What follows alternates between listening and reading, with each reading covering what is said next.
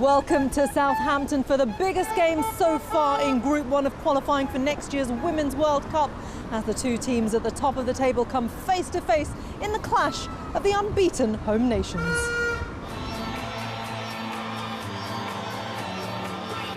Parachuting opportunity, gets the goal. England are ahead. Nikita Parris runs straight to the England manager. That is significant. Taylor through, and England have a second. Oh, picks up Jordan Nobbs. Turn towards bronze. Oh, terrifically done.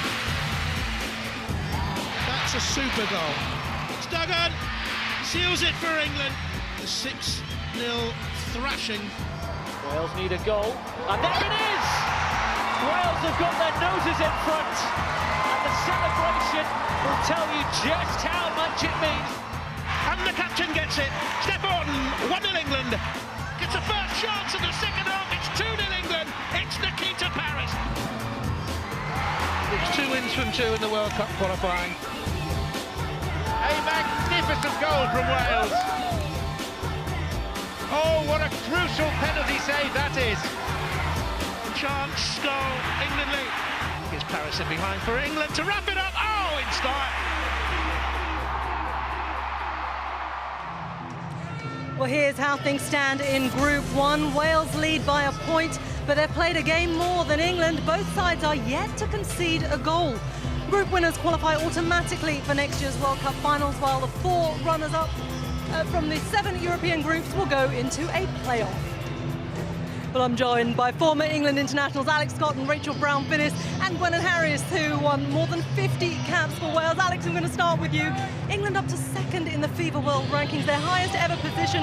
Does that bring pressure, or is that something the girls can thrive under? Oh, it sure does, but with pressure is a privilege. Billie Jean King, I think, once said that you want to be in those positions as a player. This is what you train hard for. And today, there's a great crowd. That brings pressure also, but they actually need the 3 points today. Yeah, absolutely. Wales have never actually beaten England in 8 attempts. How heavily does that weigh on this side today? Well, there's no denying that's a poor record. However, if we look at it with a glass half full, playing in front of 25,000 on this arena, the pressure's on England, so we should be thriving and really enjoying this and go out there and show what we're capable of. Okay, well, Rachel, we're looking at the team, and also looking at the She Believes Cup. Phil Neville really pointed out a few defensive errors, goalkeeping errors. He's not afraid to ring in the changes, is he? With Carly Telford really with an opportunity to stake a claim in goal. Absolutely, I think it's the right decision. Karen Barnes has not been playing at club level. Mary Earps is new into the squad this time, and Carly Telford, with the style of play that England want to implement, playing out from the back, she's brilliant with her feet, and so she's been given a chance this time, based on as well poor performances by some of the goalkeepers and defence in the She Believes Cup. So I'm glad he's made some more bold statements with his selection. Yeah, absolutely. Let's take a look at the Wales side then, Gwennan. Some real experience in that side. Natasha Harding, Sophie Ingle, Jess Fishlock, of course, and that's going to be key, isn't it, in this game? Yeah, there's some massive experience in that squad. We have got a few youngsters in there that the girls will have to drag along with them. We're expecting a bit of a dogfight here. We've got a really defensive formation, even though Jane stated she didn't think it was. That is a defensive formation. It's clear to see that we're trying to come here, get something, and keep the pressure on England. Okay, yeah, and with that in mind, Alex, is the pressure on England today? They're the ones with the good record. It absolutely is. Like you said before, they're ranked number 2 in the world, and when you're looking up at the rankings, those are the teams that you want to be. And obviously, kind of the rivalry here, the emotion that's involved in the game, the pressure's on England, no doubt. Okay, we'll see how well. Let's hear from Phil Neville. He's in charge from his first competitive match, while his opposite number, Jane Ludlow, is overseeing her first World Cup qualifying campaign. They have both been speaking to our reporter, Joe Curry. We always say that a couple of players have dropped out. It's an opportunity for others to stake their claims, and Steph and Jordan coming back in today, it's an opportunity for them. Fran's had a good couple of days training, so we were a little bit concerned about her early in the week, and we're in good shape. Last night we trained here, and I've got to say they were sensational in training last night, so I've just asked them to do the same again tonight. You come here top of the table. How important is it to get a result and stay top of the table? Well, look, it's the next game for us. Every game we come to, we hope to pick up points. This is no different. Obviously, the challenge is going to be completely different to those we faced so far, but we hope to pick up points.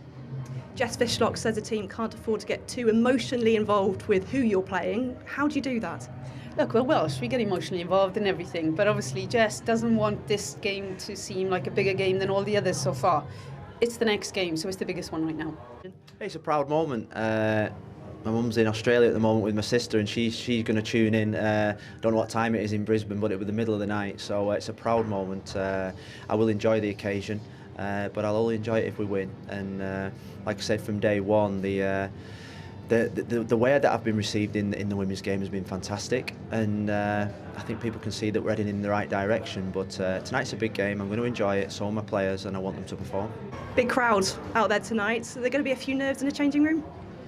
No, excitement. You know, we've prepped well, we're looking forward to it. We've obviously been Cyprus Cup, we've worked on areas that we think could have an effect tonight. So now it's about the girls being relaxed, getting out there and having fun.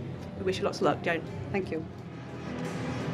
Well, ladies, it is such a massive occasion. Rachel, how important is it, to keep your eye on the prize? This is about 3 points. How important is it to play the game and not the occasion? I think certainly 3 points is key for England. They need to catch up with that one game in hand on Wales. I've no doubt that they can do it, but their performance will be key to that. It's put out a very attacking team tonight, but Wales will be a very difficult prospect to break down. So we'll see how both tactics, whether they nullify each other or whether one comes out on top. Okay, Wales must be confident though after that win in Bosnia. They're, hitting their stride at the right time, aren't they? Yeah, and I think the pleasing thing for us is that we're keeping so many clean sheets. We're not ranked even second, we're ranked third in the group, so we're overachieving, so to say. So hopefully, if we can keep the momentum going and put pressure on England, you never know. Keep tight first 20, and we'll see from there. Okay, we will see from there. Well, the bumper crowd here at St Mary's Stadium are ready. The teams are in the tunnel as England and Wales prepare to go head to head. People mention England, Wales within any sport. It's always a massive occasion. We're going to have 25,000 plus fans. As long as we can use that atmosphere to make it a good game and a good spectacle for women's football. We haven't conceded a goal. We've been defensively solid. We've done what we've needed to do from attacking purpose to get where we've got to get to. The main one's got to be Jess Fishlock. She is a player to definitely watch. Tash Harden up front, who's quick. You've always got to be wary of players like that. I would trade in my entire career if it meant that I'd qualify for a World Cup with Wales. I wouldn't even think about it. It is the biggest game so far in Group 1 as England and Wales aim for a place at next year's World Cup finals. Here to take us through it are Sue Smith. She's alongside Jonathan Pearce. Thanks very much, Rashmin. Good evening, everyone. Thanks for joining us for, yes, the pivotal game in World Cup qualifying Group 1 thus far. England now ranked second in the world, but second in this group to the Welsh, who've played a game more. Neither side has conceded a goal yet, as we've heard. England's last home qualifier, they haven't lost one in 15 and a half years, 55 games. Remarkable. It's a last qualifier away for Wales, 3 at home to come, including England, of course, in August. They've never beaten England, as we've heard. It would be a major shock if they did tonight, but it would leave the group very much wide open soon. It really would. It's always a fixture, though, isn't it, that people look forward to, this old rivalry, and a lot of the Welsh players that do play in the WSL against the England players, so they'll know each other really well. Lovely sunny evening on the south coast. Steph Houghton back in the England setup and the exchange of banners to come.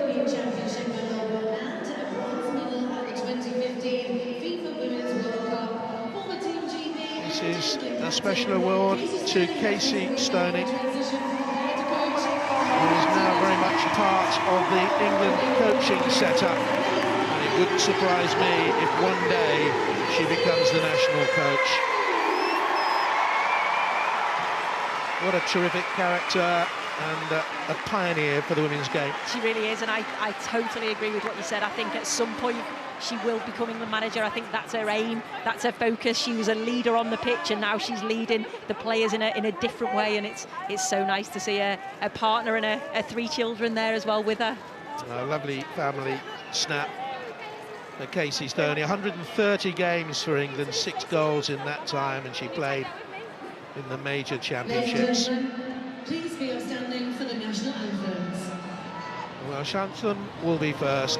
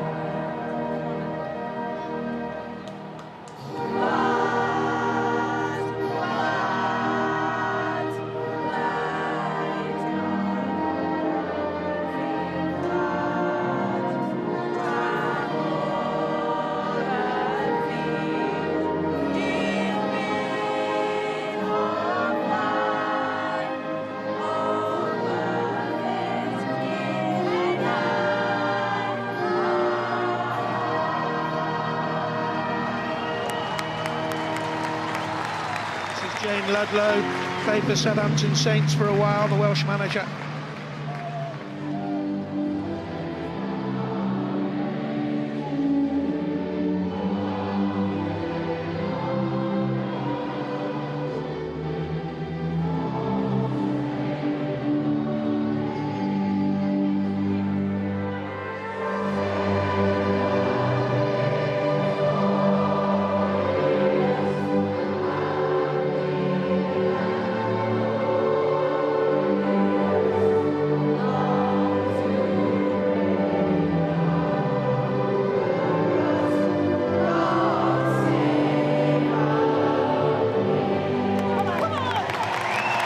Fifth appearance for the captain, Steph Houghton.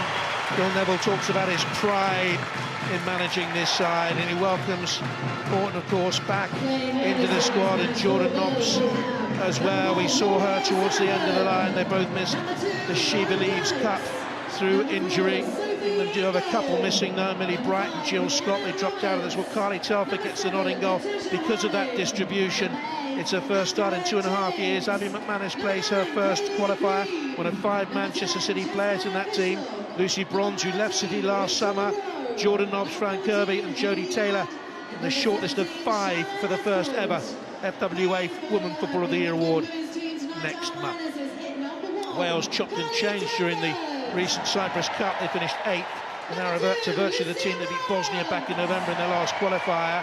Dykes with her 93rd appearance and 19-year-old escort who did well in Cyprus are the exceptions. Fishlock has a record 108 caps. She's a teammate of Jodie Taylor, by the way, out in Seattle.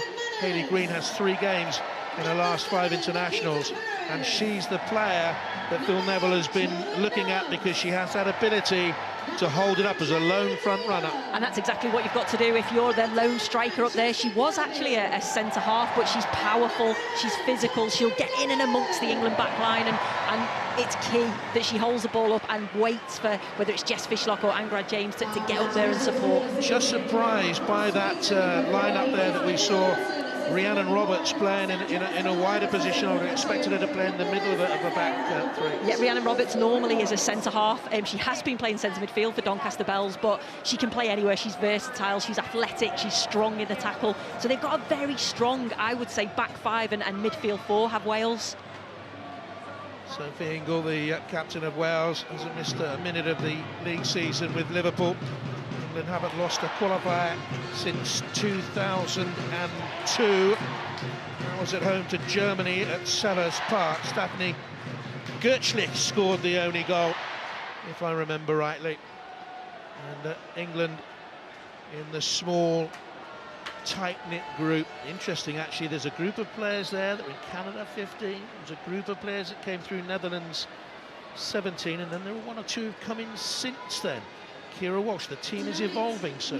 The team really is evolving, and I think that's something that Phil Neville now wants to take England to the next level. He's not happy that they're second. He wants to be first, and that's that winning mentality that I think they need. And St Mary's gets ready to offer up a minute's applause for a very special person. If anyone knew him, as I was privileged to do, let's just pay our respects to Ray Wilkins. We're at Manchester United, champion with Rangers, and above all, a wonderful, wonderful man.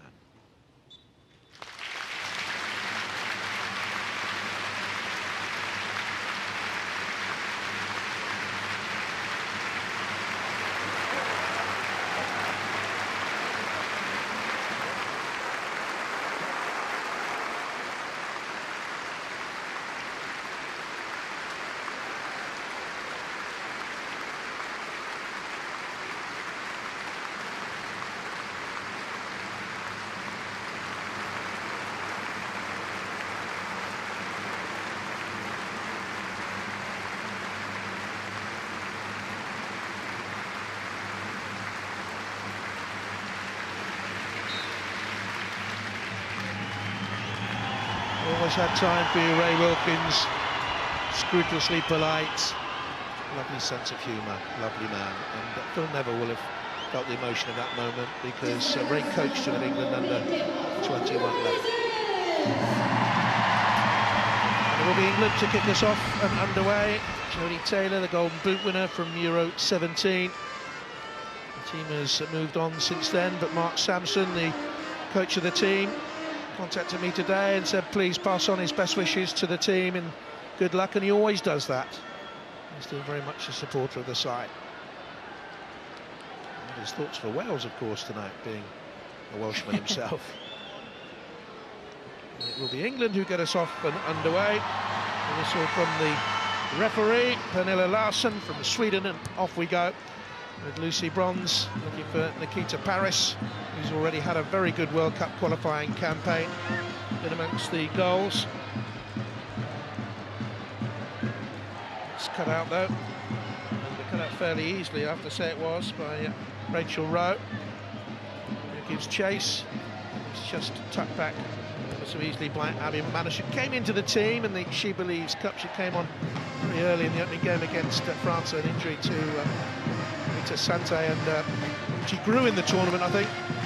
And Phil Neville was telling me she's become more vocal in the dressing room, more authoritative. Here's the vice captain, Jordan Nobbs. And away then to Demi Stokes, who had a little bit of a knock in the build-up to the game. Greenwood has been called into the squad because Hannah Blundell dropped out. They needed balance on that left in case Stokes does break down in the game. Here's Fishlock. James. Now wide to young Charlie Escourt on loan at Bristol City.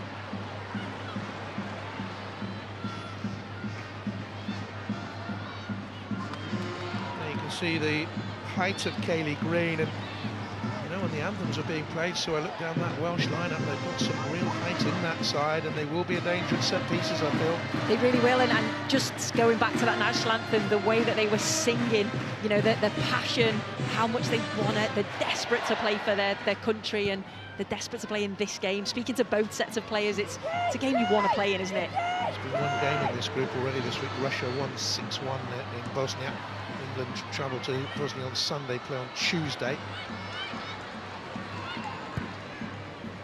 Should be easy for the captain. You can straight away though see how Wales are lining up, can't you? With that back five, the back, then the midfield four really tight, and then you've just got your one up top, so they're just going to be looking to hit on the counter. Annie Telford, the best goalkeeper in the squad with her feet, says the manager. Distribution will be so important tonight. Started the game since September 15. It's Estonia, the most of the qualifiers for World Cup 17. They won 8-0, I seem to remember that game.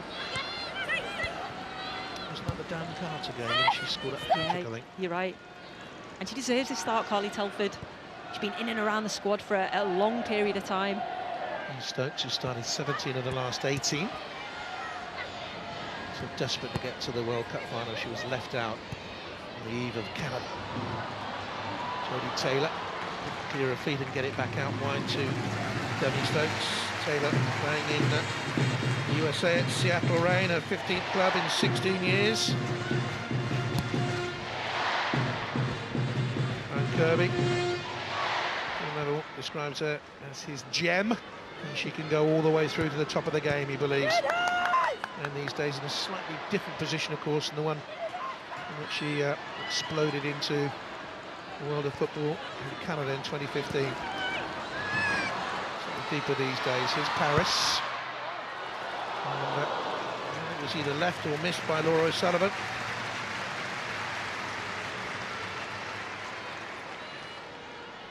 What about ball flashed across by Nikita Parris? Been in great form for Manchester City. 10 goals in the last 11 games. She's developed so much as a player, and it's that final ball, whether it's the finish or whether it's the cross. She's definitely working on that.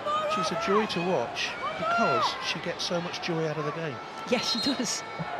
You can tell she just loves to play football, but she's added that defensive responsibility as well. I think that's the main thing that has taken Phil Neville's, or not taken him by surprise, but he's noticed it very much, the fact that these good players have great attitudes. There's Duggan, then to Demi Stokes and Kirby, 1-2 with Nobbs. Wales with everyone back. England expected them to play 5-4-1. They knew it was going to be a night where it was important to play in patterns and try and get some space.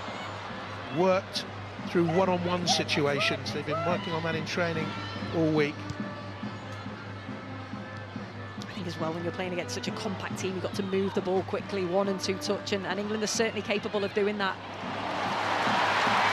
Kirby, once of Reading, took it off the toes of Rachel Rowe, now of Reading. It's Paris again in towards Jodie Taylor.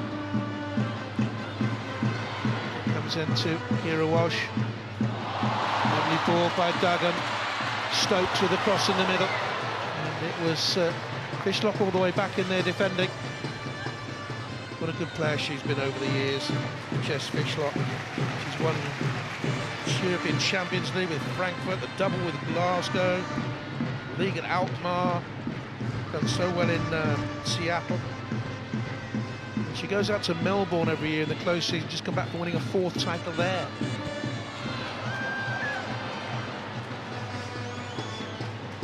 I remember when they played at Millwall last time they met on English soil in World Cup qualifying, they lost the game. Jess Fishlock that night injured her wrist. She was in terrible pain, but wouldn't come off, would she, for about 15 minutes? Such a tough competitor.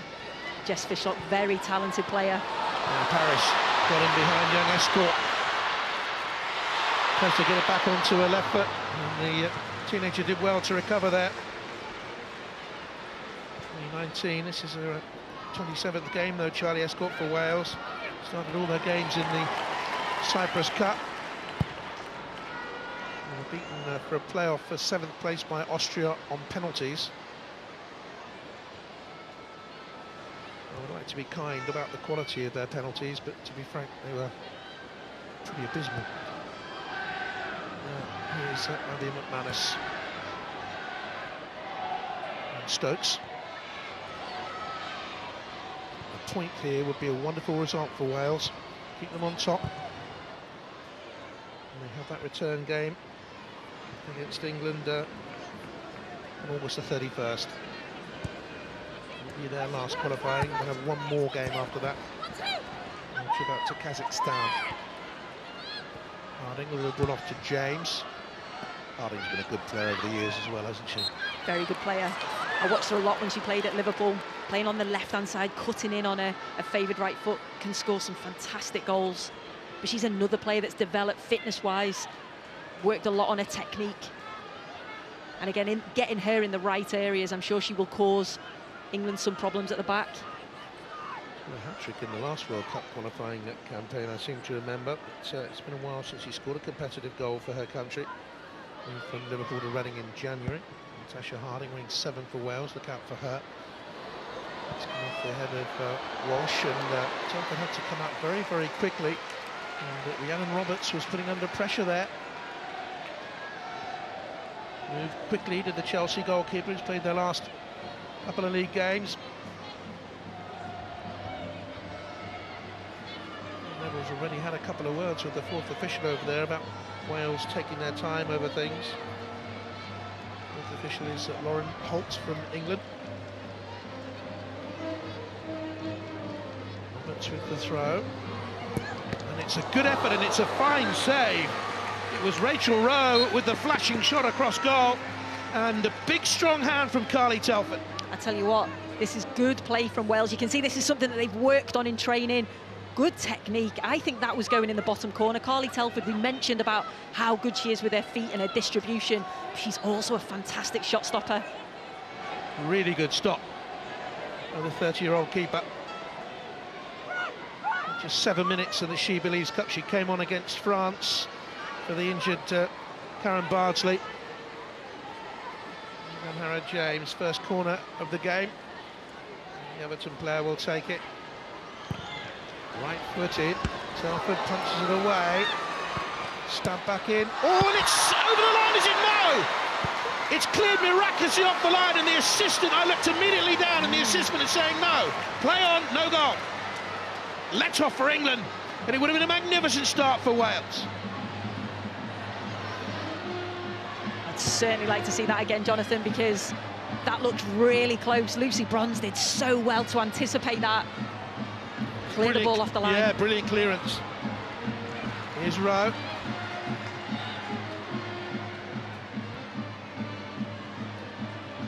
Rowe has started on the right-hand side. Harding has started on the left. Sue Smith wins her bet. I said, no, that'll never happen. It'll be the other way around. Is that the first one? Probably, yeah. 5 years, well done. You'll have to make me a cup of tea now. Here's Stokes. Real let-off for England and a controversial moment so early on.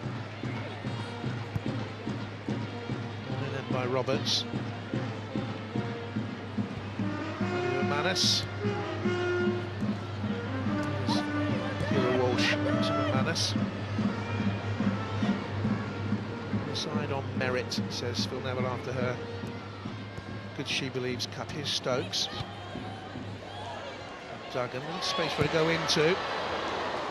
So confident, the Barcelona player. Decision from the assistant Camilla Stendhal. Yeah, it was Natasha Harding that just played the ball in. It was a massive deflection which took it, well, it was two deflections, wasn't it, that took it past Carly Telford and Lucy Bronze. Great reactions. Oh, that's so difficult to call. Maybe you can see it a little bit better from this angle, because from there it actually looked like the ball had crossed the line. Very difficult without goal line technology here. Such a tough one to call. That last angle, it looked as if it was over. It did. The last deflection was off Steph Horton. To me, it looked as if it should have been a goal to Wales.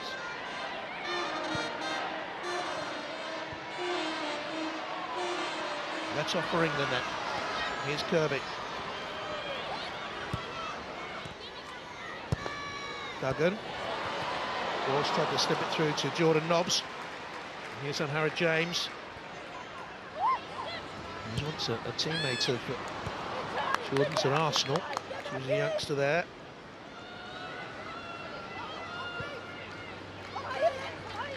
And the lad it was turning in possession. That's up long by Sophie Ingle. That was the minute of qualifying so far. Liverpool, Sophie Ingle. Very consistent campaign for club and country. It's a good ball over the top offside. Nikita Parris.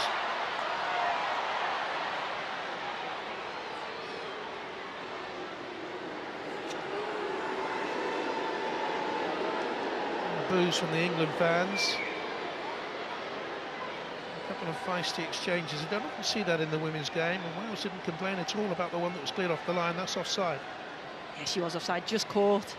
I just don't think Sophie Ingle liked her going down. No. Can't do that though. She shouldn't have reacted as she did, Sophie Ingle. Pushed her to the ground again.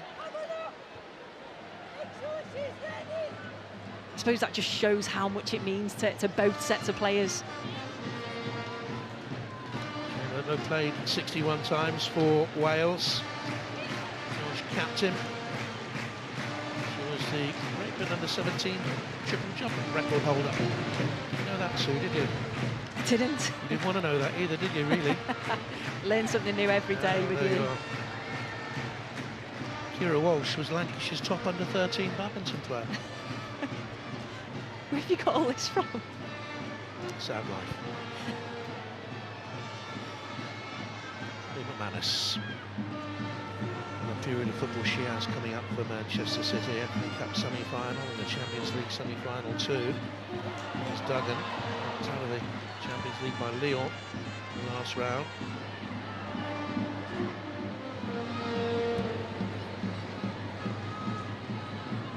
With the two representatives, of course, Manchester City play Lyon, Chelsea play Wolfsburg.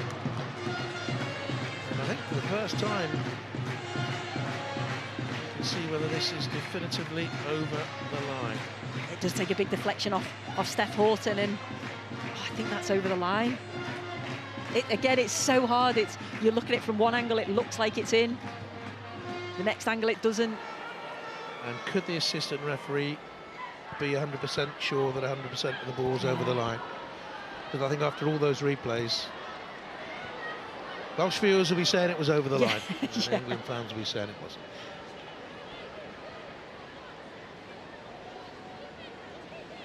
Big moment for her.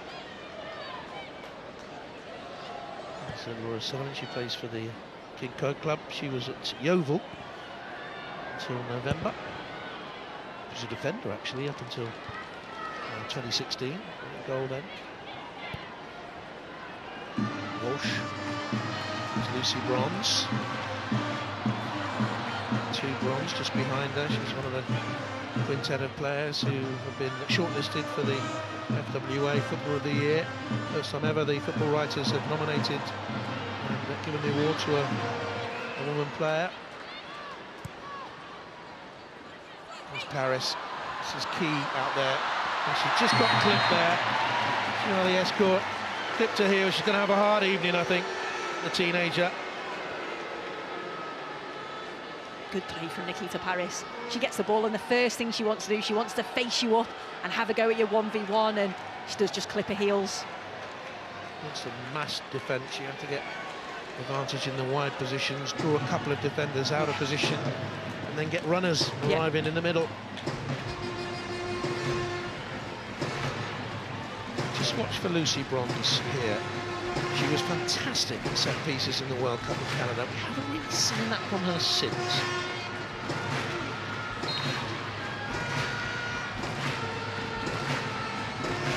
She loses a marker. It's deflected through. And decent save by Laura O'Sullivan because she was under pressure and took a whack.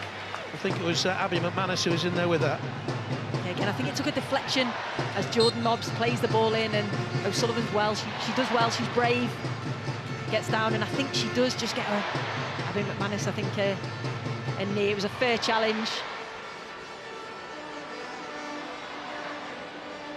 But that's bound to hurt. She's important to them. She's kept 6 clean sheets and 8 internationals this season. Very good in the Cyprus Cup. And they were decent over there. It's a tournament that's been around for 10 or 11 years. Beat Finland, were beaten by Italy. Drew with Switzerland, and then were beaten on penalties by Austria, and she took a knock there. The goalkeeper who played very well in that Cyprus Cup tournament. Looked like a knee to a face or a chin. Very much a leader, Jordan Nobbs. Part of the team that won the European Under-19 title in 2009. Demi Stokes was part of that team as well. England women's football has developed really in leaps and bounds since that young title-winning side.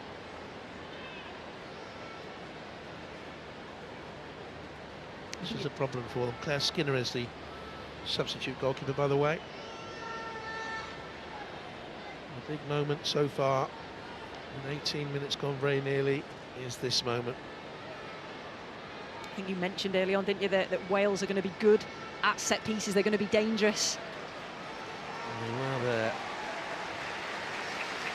Fortin, beyond Telford, beyond Bronze. She hooks it out. Where does her foot land? Foot lands in front of the line. It's great anticipation, though, from Lucy Bronze. That's what you want from your players on the line. It looks like it's over the line, doesn't it, from that angle? But from the angle earlier, it doesn't. Again, I think it depends whether you're Welsh or English, whether that went in or not.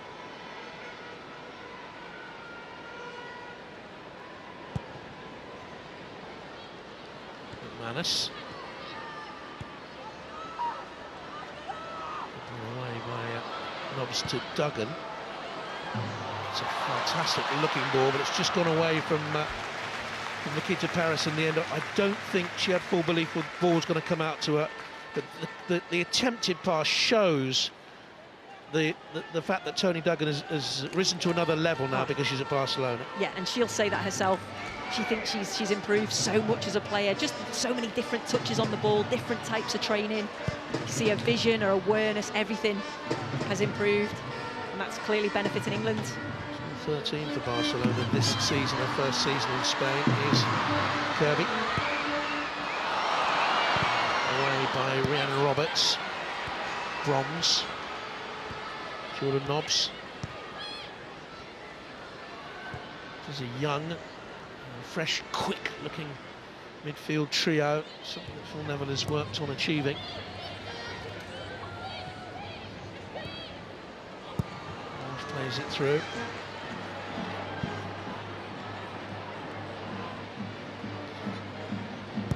Just wonder, with so many important games coming up for Manchester City and Chelsea and the like, whether Phil Neville will come across more and more club v country problems as England men managers have in the past.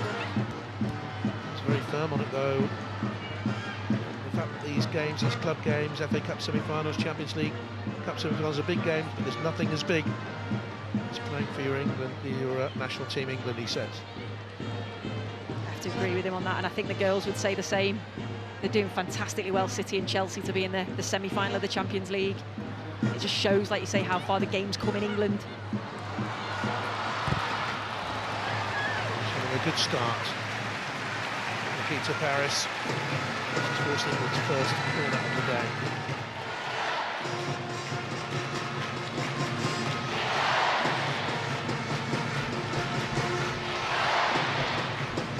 Knobs will take it.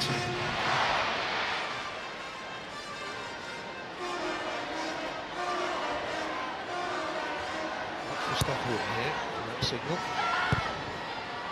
Plays it back. Walsh with the hit.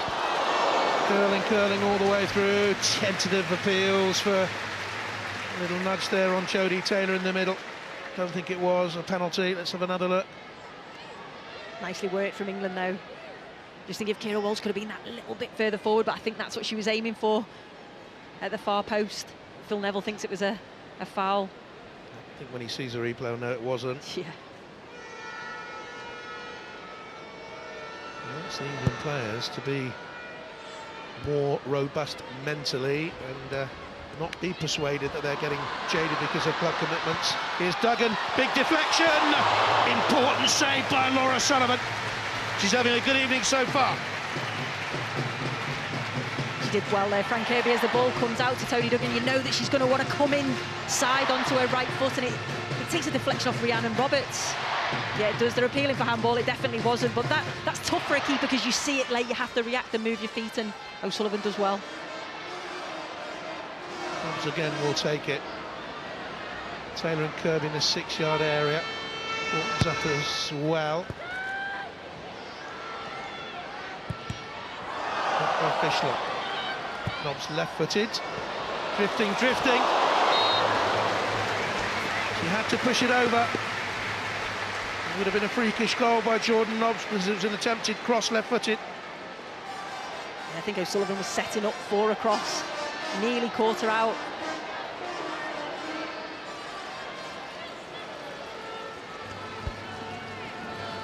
6 goals for England. It would have been a fluky 7th. Keith was a player in his time, the first coach, I guess, all those years ago. And short to Kirby. Movement in the middle, trying to unsettle Wales. Put away by James. It's quite interesting that England have gone short each time with their corners, so whether that's something that Phil Neville's looked at, the height difference, and when you go short and then whip the ball in, you can move your players around a little bit more. It's not quite worked just yet for England.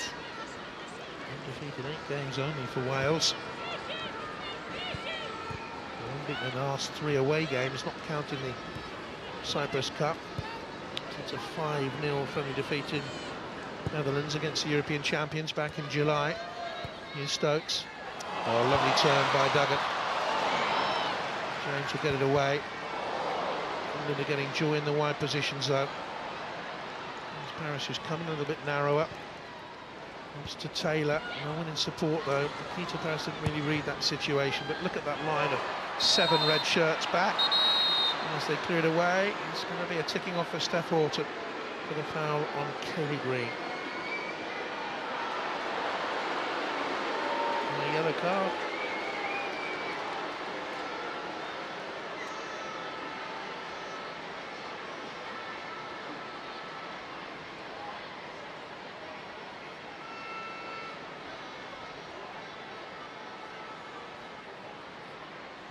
I think as Wales went to clear the ball. Blocked her off. Yeah, she did. Holding the offence, it'll go down as yellow card. She's badly missed in the She Believes Cup, Steph Houghton. Her persona was missed, her presence was missed. Defence that comes second. Yeah, it's those leadership qualities, isn't it? She has as a captain, on and off the pitch, and certainly great to have both her and Jordan Nobbs back in the squad. Just adds to that strength and depth of the England team now. Mature Welsh performance here, though. That controversial moment when they thought they scored, they could have gone gung-ho and pressed England and gone on all-out attack, thinking they were on top of that period, but that would have left them open at the other end. They've been very determined, very disciplined. Yeah. There's Kirby. There's Bronze back there. And I think that's what Jane Ludlow's brought to this side, a very well-organised, disciplined team. They're much fitter than they've ever been, so they're able to maintain that shape. To go from Jarmo Matikainen back in October 14.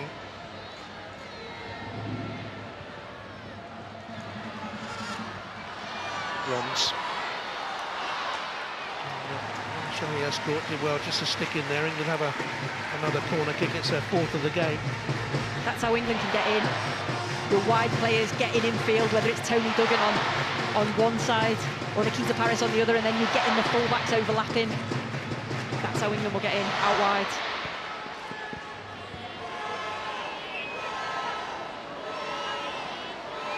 McManus has got away from Kaylee Green into the near post. Back to Lucy Bronze. Watch for the run caught at the far post area. That's where it was aimed, but it's headed away by Roberts. Over the bar it goes for Keira Walsh. She's not scored for England in her 4 internationals. It would be an early birthday present for Keira Walsh, the Manchester City player. Turns 21 on Sunday.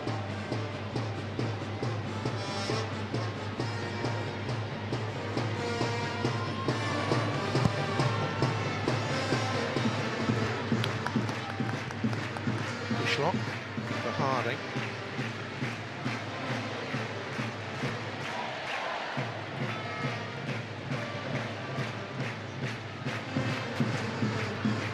Walsh out wide to Lucy Bronze. Looking for Parris. Wales are having to do a lot of work off the ball. Maybe a factor late on. Put away by Hayley Ladd. Just a minute of qualifying Hayley Ladd. She scored against Kazakhstan in the 1-0 home win. They won there 1-0 with a goal from Tess Fishlock.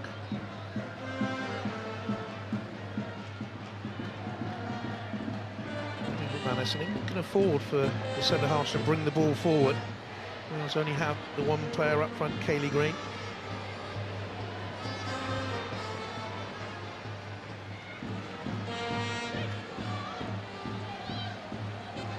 James.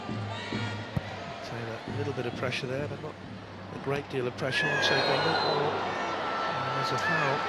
Abby McManus and another yellow card. Both England's centre halves have been booked. And ploughed into Rachel Rowe. English frustration's growing, so. You can see Abby McManus was trying to close that ball down and trying to win it, but completely mistimed. It's definitely yellow card. Yeah, it is. I think both of them have been a yellow card. But I know if I was Kaylee Green, I'd certainly be running at those two, knowing that they've both been booked. Ingles free kick. Away by Houghton. I believe she was fouled, but I know Kaylee Green is a real handful. England knew that. And they knew that she was a willing worker and a runner. So chase lost causes. Keira Walsh has time.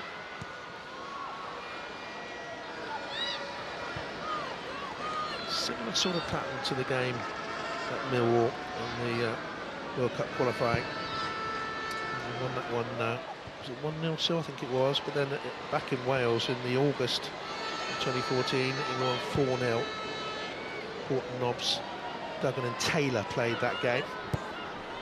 It's just a completely different test for England. They played in the She Believes Cup where they're playing against teams that are going to come out and express themselves, which leaves space in behind. And now they have to break down a team that's resilient, that's strong and physical. So they have to try and work that out. There was a significant gap between England and the USA in the last game. In the end, England being beaten perhaps hasn't done them any great harm. Had they won that game, I think expectation levels would have been through the roof, and that would have been what a great thing. Yeah, and I think Phil Neville and the players were pretty happy with the tournament on a whole. Beating France and drawing with Germany is great results, and yeah, they were beaten by a better team. And they know they have a fair way to go to reach the standards of the USA. Yeah. Stokes with the cross, too high for Taylor, and Escort misjudged it. Slipped on through for a corner kick. Good play here by Stokes. Wrong foot's Rhiannon Roberts, and that's a good delivery to the far post. You could see Nikita Parris. I wonder, could she have maybe gambled, got in front of the defender, but I keep saying it, that's where England will be able to exploit Wales if the wingers get in, fullbacks get forward. Half an hour played. They'll have their fifth corner, Nobbs will take it. Really threatened from set pieces. Again, they pull it back for Lucy Bronze. This is the routine where Horton goes to the far post, but it's played in short to Duggan. Steph Horton still forward. It's not a good ball by Nobbs, and away. Cleared out. That's, I think it was who got it away. It was. It's the City player.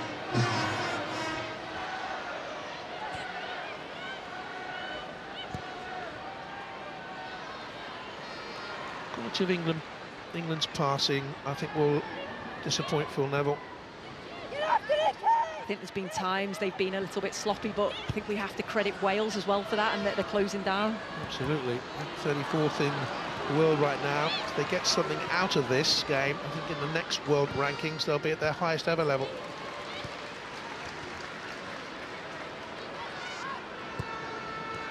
The ball into Kirby.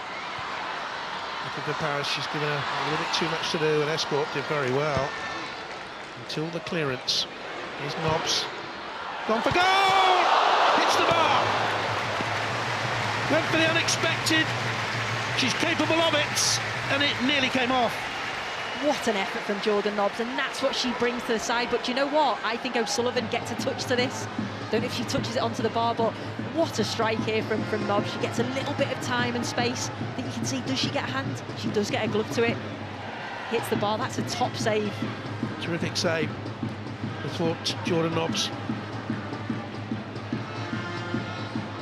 Parris. Issues again, the Arsenal midfielder. Stokes. And Walsh.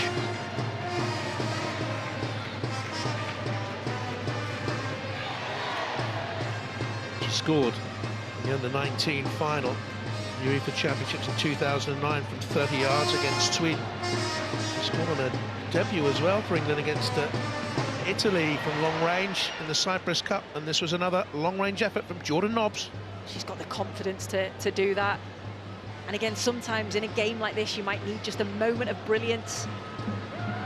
She's certainly got the ability to change a game with a quality strike. What a good game Laura Sullivan's having. Yeah. Stokes.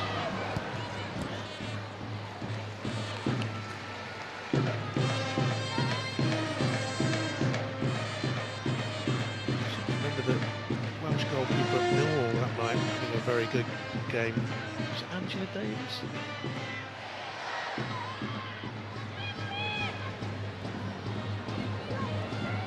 Walsh. Duggan. Played England. No strength on the end shot.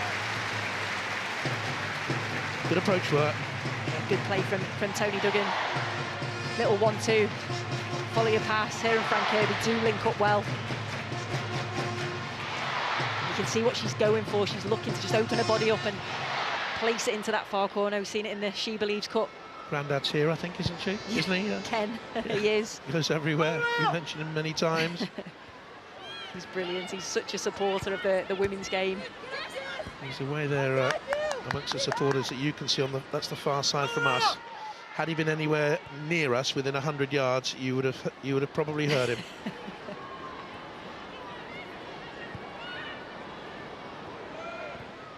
Stokes.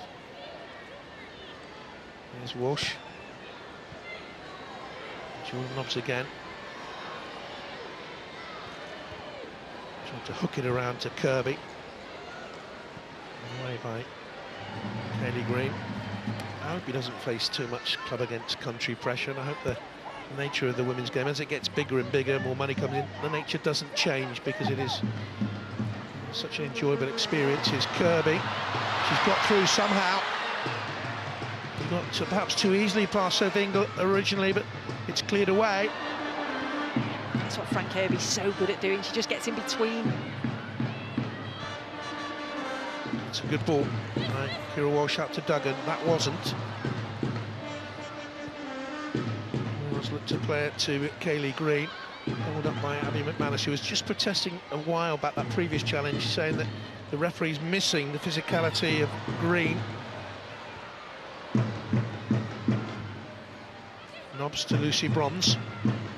Time ticks on, 10 minutes to go in the first half. In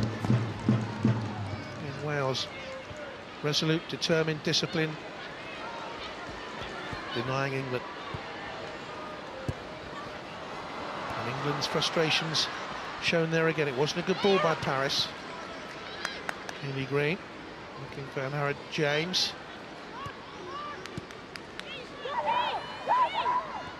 That's a problem for Wales, though. They defend so well, but then Kaylee Green's so isolated up there when she gets the ball.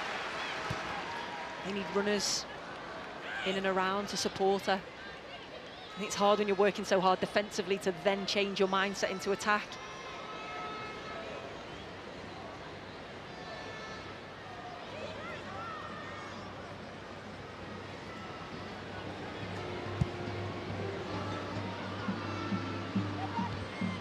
Walsh was underneath it. Nobbs, not the best option there.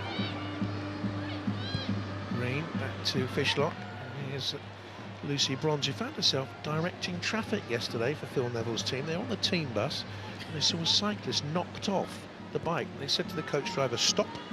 The team doctor went out with all the medical staff. The little old lady was off her bike. She looked up and all of England were around her, the England squad, and Lucy Bronze was in the middle of the road directing traffic. She was okay, got up. And, I think she had a bump to her elbow. I think Lucy Bronze loved that, by the way, directing the traffic. Here's Tony Duggan.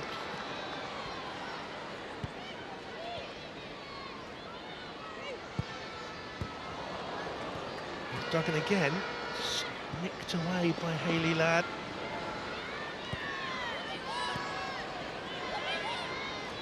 Stokes.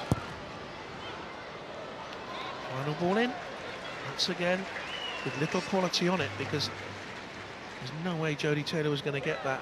The Welsh team are performing exactly as their coach, Jane Ludlow, wanted them to do. Remember Vic Akers, who was like Mr. Arsenal in terms of developing the women's game there, called Jane once upon a time the best box-to-box player in the women's game. She was a terrific player in her time. I wouldn't disagree with that at all. Fantastic player and a real winner, and that's what she'll instill onto her players.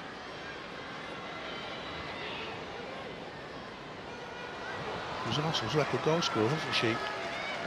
Won everything you could win in the game then at that stage, Champions League and the League and Cup and League Cup. Now the Wales manager.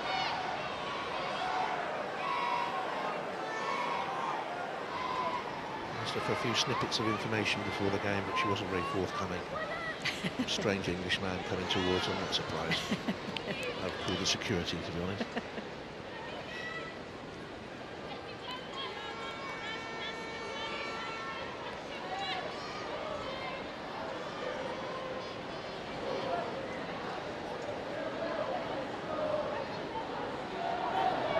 Tight game so far.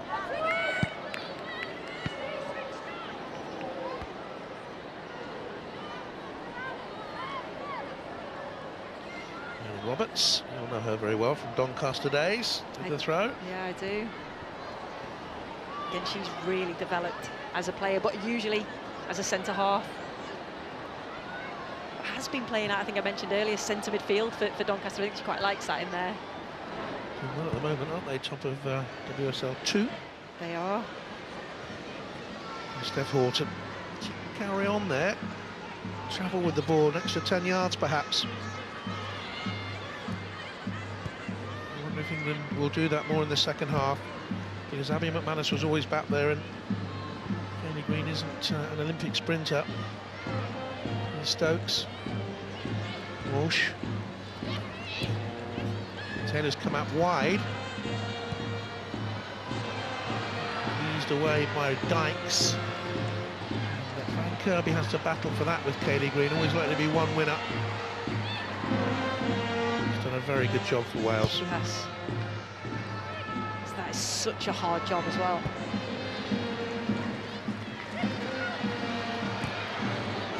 Here's Lucy Bronze. Go up through the gears on that far side. Jordan Nobbs. Wales retreat, line of 4, line of 5, defending very deep.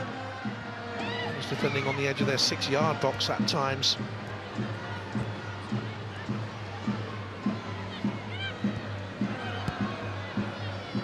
No way through for England, just no way through. And there's all credit to Jane Ledlow and Wales. Here's Lucy Bronze. This is a much better Welsh team than we saw in that qualifying campaign 4 years ago. Yeah, really is.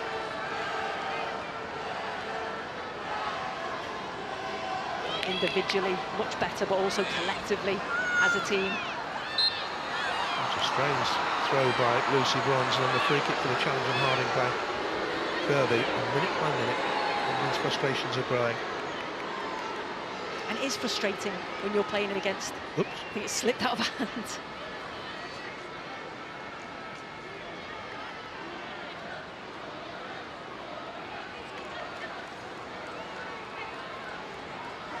The foul, it wasn't by Kirby, it was by Paris.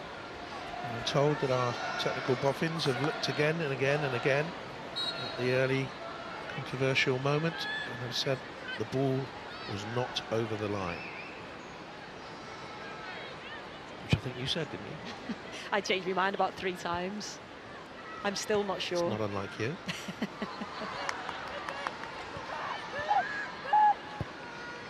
Towards Kaylee Green.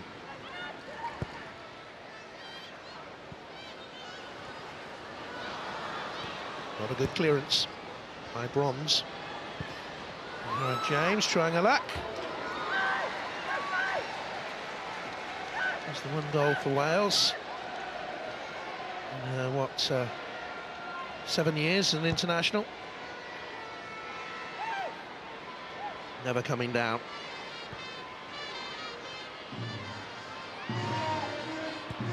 Horton looking for Taylor around the back. Important clearance away to judge for Lauren Dykes, and she got it away. A couple of minutes to go.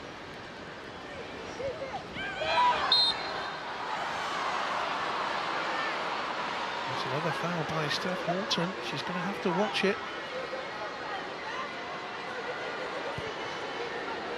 She looks perplexed. Kaylee Green. I think it was just a challenge. I know Steph went up with her arm, but I think she was just trying to get up into the air. And is it a clash of heads? It's a foul, but it's just a foul. It's not a yellow card. No.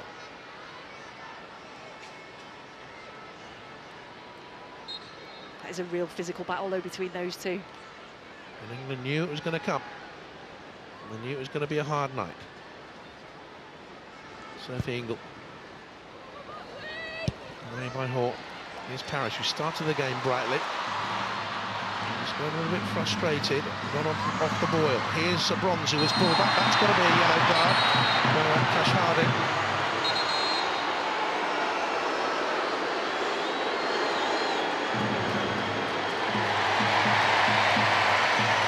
I think she knew that this was coming. Lucy Bronze, all the pace in the world, she's just on her way. I suppose it's a clever foul from Natasha Harding. England England on the attack. Certainly a cynical one. 30 seconds to go in the half plus stoppage time.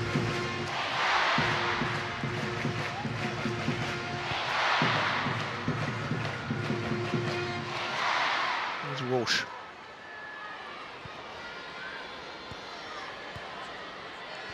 Back to her. Gathered again by Laura O'Sullivan. She's had a very good first half. Look forward to analysis on her performance from Rachel Brown-Finnis down there in the touchline at half-time. Rachel looking fantastic, and of course she'll get a phone call from Augusta tonight, because her husband's out there, Ian, caddying for Tommy Fleetwood.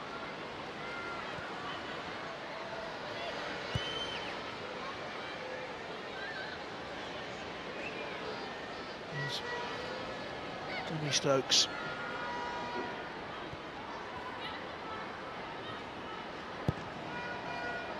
And Rachel's bump is getting bigger and bigger, isn't it? It is. When you stand together, we're like bookends, Hermie. I wasn't going to say. Tweedledum and Tweedledee. Here's Stokes.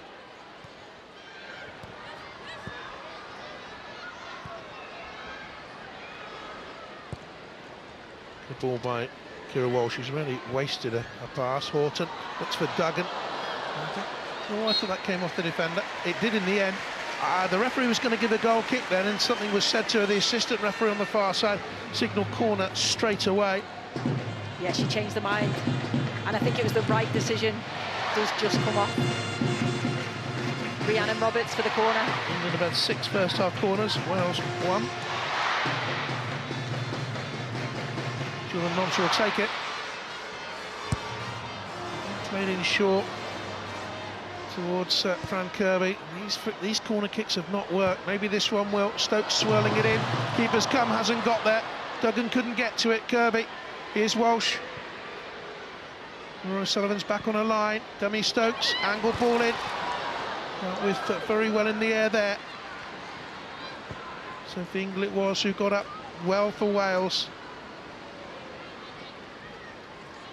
I think Phil Neville's clearly studied Wales and seen how good they are at defensive set pieces, so he's trying something different, but just the quality hasn't been in that final ball into the box. Into the last minute of stoppage time. Duggan. Stokes off and running. Showing Duggan inside. Now here's Jordan Nobbs. Kira Walsh again could have taken it on a couple of strides, drawn a defender towards her. Lucy Bronze. Back it goes then. Tabby McManus. Duggan. Last attack of the half. And sound goalkeeping from Laura O'Sullivan again. Overall thoughts of the half? I think Wales will probably be the happier of the two teams. I think they've defended very well. I think they're very well organised, disciplined, been physical with England, and I think England have just lacked probably that final ball into the box. They might have created an opportunity, but it's not been enough quality for me. An heroic first half for Wales, who believed they scored when Tash Harding's effort was deflected and cleared off the line by Lucy Bronze, while at the other end Jordan Nobbs pulled off a good save out of the goalkeeper and also hit the woodwork, and England have gone close but not close enough. Wales working very, very hard. 0-0 at half-time.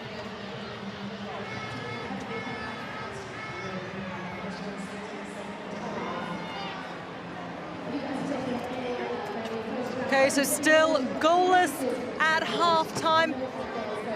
Great atmosphere here at St Mary's. And time now to talk to our guests here tonight. Alex, which manager will be happiest after that, do you think?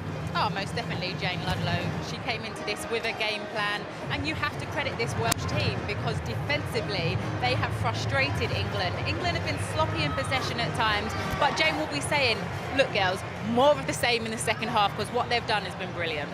We definitely saw some of that frustration coming through, didn't we, from the England side? And from Wales' point of view, they've got to be happy with that, like Alex said. What do you think? What have you made of your teammates' performance? Oh, extremely happy. You know, really disciplined, really organised display.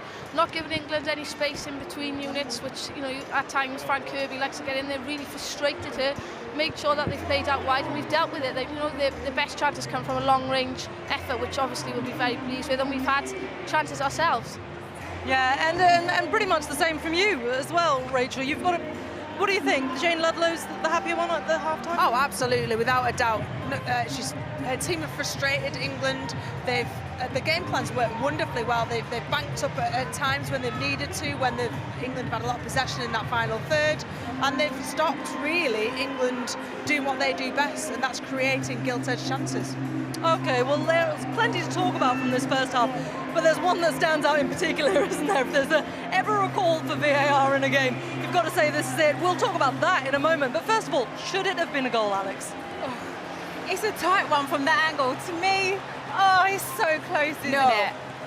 I'm going with my heart, and I'm saying definitely yes there. I'm going to be biased. I think it's dead on the line. I don't think it actually is, though. No, I don't think it is. I don't think the whole ball goes over the line, and nowadays that rule is very, very clear that the whole ball has to cover the entire line. Go beyond the entire line, and I don't think it does. So VAR, no VAR. And credit Lucy Bronze in that situation. If you ever wanted anyone in that situation, Lucy Bronze coming to the rescue. Yeah, and it was unlucky, wasn't it, from Steph Horton, because it really deflected off her, didn't it? Lucy Bronze really there to the rescue. Yeah, both centre-halves will feel frustrated. Steph and Abby, obviously on the yellow card. But overall, no, that is definitely not a goal. Well, it Lucy could have been another there. calamitous England defender, an own goal, which we saw in the She Believes Cup on numerous occasions. Millie Bright's not here today, so she wouldn't have got again on that list. But it's something that is niggling, I think, at that back line, and certainly for Phil Neville. I think it's a frustration overall in the game from the English players, because the Welsh team have come here, they've set their stall out and really frustrated. So what we need from this England team in the second half is keep the ball moving. I'd like to see Lucy Bronze and Demi Stokes stay wider for longer, and we need those gaps to open up, but a bit of patience. Yeah, I think you're making it easy for us at times because you're so slow in possession, which is allowing us time. We're not being that adventurous. We've got Kaylee Green doing a great job up front, but when you have got possession, you're so slow with it that it's just so easy for us to then double up and win. If the England players get past the first player, we win that second ball so easily at the moment. Yeah, defensively you've been great. Let's take a look at Laura O'Sullivan. She's been a bit of a hero for you today, particularly with this attempt from Jordan Nobbs. Yeah, she's relatively inexperienced at international level. She only started the game at 19, but she has commanded her area really well. And we've had a lot of clean sheets recently, and it's because of the form of her as well. Obviously, we're disciplined defensively, but what a tip that is onto the bar. Yeah, you must love this, Rachel. It's a brilliant save. It's one of those that she would expect to make, but it looks quite spectacular, so therefore you give yourself a pat on the back. I won't try and attempt a club team name. King Clyde. You've all been trying at that name, but she's had a solid start. Even the basics, she's done very well. A lot of shots drilled in and around her. She's just dealt with everything perfectly. And Alex, you've got to hold your heads up, to your hands up, sorry, I should say, to Wales' defensive line. They have been solid, haven't they, today? You do, but when you're ranked number 2 in the world, teams are going to come up and set out defensively. So you have to have a different way of breaking teams down. And we've not seen that from England. Like Gwen said, it's been all so predictable and easy for this Welsh team. I think sometimes we need to be more explosive. Our ball speed needs to be quicker. And we need to be a bit daring, get more one-on-one situations and look to take them on. Maybe passing through this team isn't the option. I think the times we have done that, we've seen Tony on the left, has played a couple of 1-2s or has been direct, and you've had chances from that long range, but that's where you've had joy. And as I said, it's been easy for us, but I just hope that Wales can keep this intensity going, because it's a lot to ask to keep that intensity going for 90 minutes. Kaylee Green, she's worked off scraps at times, but when she has, she's held it up well. You look how narrow, though, on the graphics now that Wales are staying. They're very, very compact. And as Alex mentioned before, England have to spread them out. The likes of Demi Stokes down the left-hand side, overlapping. Don't overlap inside, because that's just making that more congested. And the same with Lucy Bronze. Stay out wide, get some chalk on your heels, and create that space to penetrate in between. Now, what is the game plan in the second half then, Rachel? What would Phil Neville be telling the girls now? Well, limit the touches, play the ball quickly. I think certainly the England team overall are fitter than the Welsh team, but tactically it'll be to use that width and hopefully find spaces so they can get the ball into Frank Kirby, because Frank Kirby's done more of a defensive job and not really been allowed the space to show her creative flair and skills and get any shots off on target. Okay, well, where England are in action again on Tuesday, you can watch them on the BBC Red Button. Tuesday, 3 o'clock, it's Bosnia-Herzegovina against England as they carry on their quest to reach the World Cup finals next year. You can, of course, watch that live coverage of that qualifier from Zenica. That's at 3 o'clock on the BBC Red Button. Next Sunday, attention turns to the domestic game when the Women's FA Cup finals are shown live on the BBC for the very first time. Chelsea ladies and Manchester City women have been drawn together. Sue Smith has been looking forward to what will surely be an enthralling contest. In recent history of women's football, there's tended to be one dominant club, but now there's a genuine battle for supremacy in the domestic game. They've both been champions and cup winners, and now they're both in the Champions League semi-final. There's a growing rivalry between Manchester City women and Chelsea ladies. I think it's always been a really tough game against City, you know, it's always been that battle and two top teams in WSL going at each other. It's like war, those games, you know, they swing both ways, and whoever wins them or whether they're draws, you know, every game against Chelsea is going to be difficult. Chelsea won the first Women's FA Cup final at Wembley in 2015 and were runners-up the following year under manager Emma Hayes.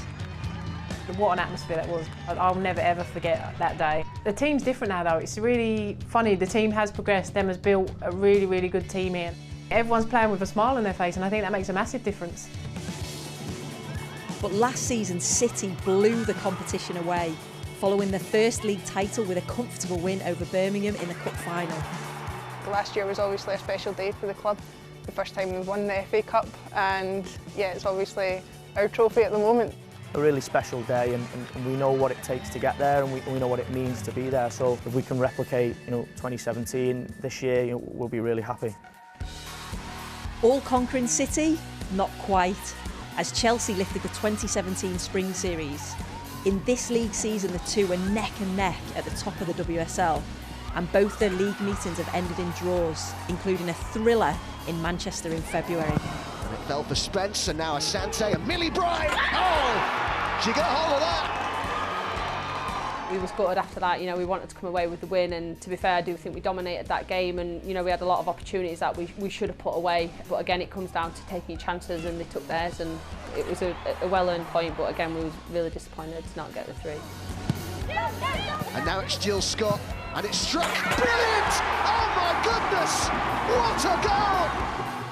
I feel the games we played so far have been really intense. It's not only one team that dominates the game, and that's why I think it's really fun, that it's just like forth and back and you don't know what's going to happen. As a player, you want that kind of game, intensity and drama, action. So. And now both clubs are one step away from their first Champions League final. We've never seen two English clubs in the last 4 before. It's massive for women's football in this country, and I think it's a credit to show where the clubs are going. 2 English teams in the semi-finals of the Champions League. It's not happened before, and I think, you know, it's really exciting for us, and as long as we keep building in this country, the football's just going to get better. But for now, all the focus is on Kingsmeadow next week. We always look forward to playing, you know, the best teams, and it's always going to be a good game against the top 2 teams, and you know, we're ready for it, and hopefully it'll be a good one. Everybody wants to get there, and the women's game is no different to the men's game. That FA Cup, you know, lift is so special, so you know, we have a real desire to retain that trophy. Chelsea ladies against Manchester City women is now a marquee fixture in the women's game, and with a place at Wembley in the FA Cup final at stake, this semi-final is sure to be a belter. Well, that should be absolutely intriguing. You can see the whole of that semi-final as Chelsea welcome Manchester City from 3:15 on Sunday week on BBC 2.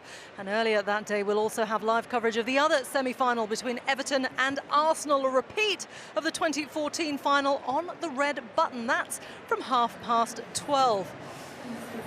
Ooh, well, how exciting is this for the domestic game? And Alex, Chelsea and Manchester City, only one of them can reach the final. This is huge, isn't it? I don't think you can actually call it. It's just on the day, it's going to be the team who's fresher, because both teams have had a heavy backlog, congested fixtures. I suppose Chelsea will go in as favourites. They've got more strength and depth about them than Man City, but it's a tough one. Oh, you're an Arsenal player and 2 ex-Evertonians here. How do you see this one going, Rachel? Well, I think both teams are really informed. Since Joe Montemurro came in at Arsenal, they seem revolutionised almost. The philosophy he's been able to implement, you can see they're growing in confidence. And similarly with Everton, it's their first professional season, a lot of young players at the club. They seem to be growing in confidence. So I think it'll be a brilliant test. I'm going to be there and I'm excited to see them. Fantastic. Gwennon, who are the 2 teams you think are going to make the final? I'm going to go with my heart with Everton and then my head with Chelsea. Oh, you're an all-three final. You're hurting people here. Sorry, Alex. No, it's fine. Look, I agree with both the points. Everton have done well this season. They've got a young, up-and-coming team. But I think the form that Arsenal are in, that we're in at the moment, I do think that we're going to get to that final. Well, what an amazing Sunday it is set to be. And that's not the only female football here on the BBC. Come on, first day pre-season. I'm Mani, this is Liv. Hey. You played soccer before? No. Half of these girls don't even know what a soccer ball looks like. Are you gonna cry when we beat you? All right. Those boys are having way too much fun. Time to make them pay. Who are you?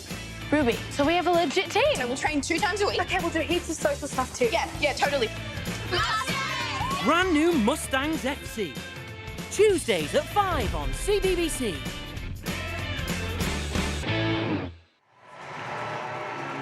Well, here on the BBC tonight, you can watch the best moments from the Commonwealth Games in the games today on BBC One at 11:25. That's followed by live action from the Gold Coast at midnight. Well, of course, it's a big day in the Premier League tomorrow as Manchester City have the chance to clinch the title at home to Manchester United. Football Focus is on BBC One at midday with Match of the Day coming your way, as usual, at 10:30. Okay, turning our attentions back to tonight here at Southampton's, where it's currently goalless. Alex, England were in the ascendancy surely in that first half. How do you think the second half is going to pan out? Well, we need to create more. I think our best chances have come here. Jordan's long range. Oh, this is Kira Walsh's shot. And it might take a moment of individual brilliance to break this Welsh team down, because defensively they have been so good. I do actually think a change may be up front, because Jodie Taylor needs space in behind. So maybe this is not the game for her. Yeah, I mean, I could see Beth Mead coming on for, is that her first start for England? Sorry, her first appearance for England at senior level. She's in good form for club. But possibly a change, but certainly a change of pace. England need to up the tempo and break Wales down by doing that 1 and 2 touch in and around, create some space and get their shots up on target. Okay, Gwen, what do the Welsh girls have to do if they want to at least keep that clean sheet and score as well? Exactly, more of the same. Keep the discipline. I would like to see us just try and keep possession a little bit better. You know, at times we've asked a lot from Kaylee Green, our number 9. You know, I don't think we've strung more than 4 passes together. It's worked. You know, we've come here for what looks like a point, and if we carry on, we will. But we've just got to be a little bit more tidy in possession, and then exactly the same defensively. Okay, let's see how it all pans out. The ladies are out on the pitch. It's time to hand you back to our commentators, Sue Smith and Jonathan Pearce. Thank you very much. No changes to either team that we can see for the start of the second half. Jane Ludlow will be very pleased with the way her team performed in this second period, but the fact they didn't retain ball possession and it kept coming back at them meant they had to work very hard off the ball, and that will have had a wearing effect on them. But certainly Kaylee Green has worked her socks off, and as has Angharad James, who gets us off and underway in this second half then, with Wales all in red, kicking from right to left.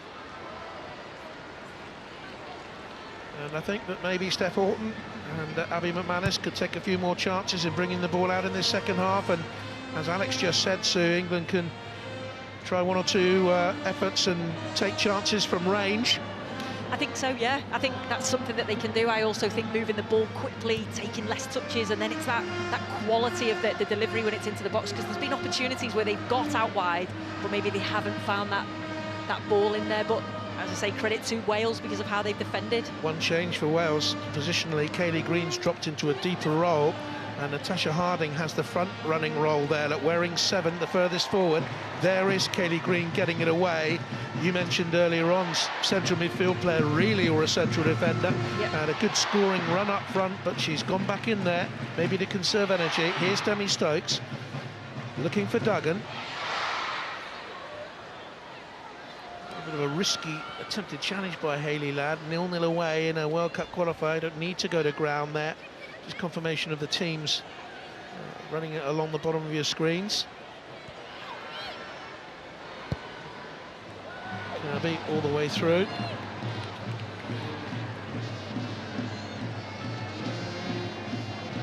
Sullivan had a very good first half. Not giving much away, the Welsh manager. You know her very well. I do, yes. Fantastic player in her time, and she's just taken the qualities as a player now into a manager. Those playing experiences, and when you speak to the Welsh players, they really enjoy going on camp, and that's got to be credit to the manager. They feel like they're learning things all of the time, and I think they're just developing as a nation, which is great to see. Did she play for Wales at netball as well? I mentioned earlier on she was a very good athlete. She did a physiotherapy degree as well, didn't she? She did. Clever girl as well. She Roy Keane, big Roy Keane fan, wasn't she? Yes. You have no idea. And I might have made that one up. England on the attack. I'm sure she would have been, though. Looking for Kirby and away by James.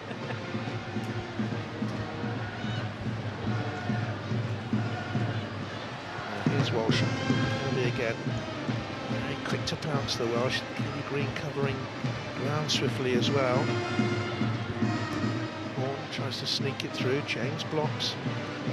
Kirby positioning the body, shielded it away from Kayleigh Green. Here's Nikita Parris to take on Westwood on the outside. Again, look at the red shirts back in there. Might have rushed clearance away by Jess Fishlock, who has sacrificed her attacking instincts and flair in this game for her team. She's in a very defensive role, plugging gaps. Here's Jordan Nobbs with the cross. Horton's coming in, headed away towards Kirby, and a big block there. Run on the edge of the 6-yard area, denies England. They well have come off Lauren Dykes today, I'm not too sure. I think you're right, and as the ball comes out to Fran Kirby, you can see she's just shaping up for that volley. She's got such a great technique. Head over the ball. Here's Stokes. Duggan combining with her.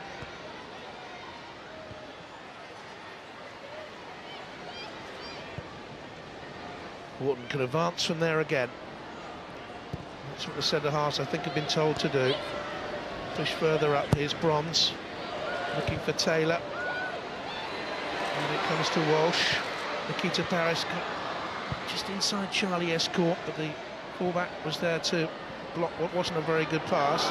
Wharton had to stretch. And out comes Charlie Telford, and the referee might have looked at that again, because Kayleigh Green went in low, didn't make contact, but it looked like a foul to me. That's offside, certainly, I would think, against Duggan. Again, that's something else you get from Carly Telford. She's quick as a goalkeeper off the line, anticipates if there's any sort of danger. And she does have that quality with her feet. She's one of those goalkeepers that wants to join into training, wants to be an outfield player.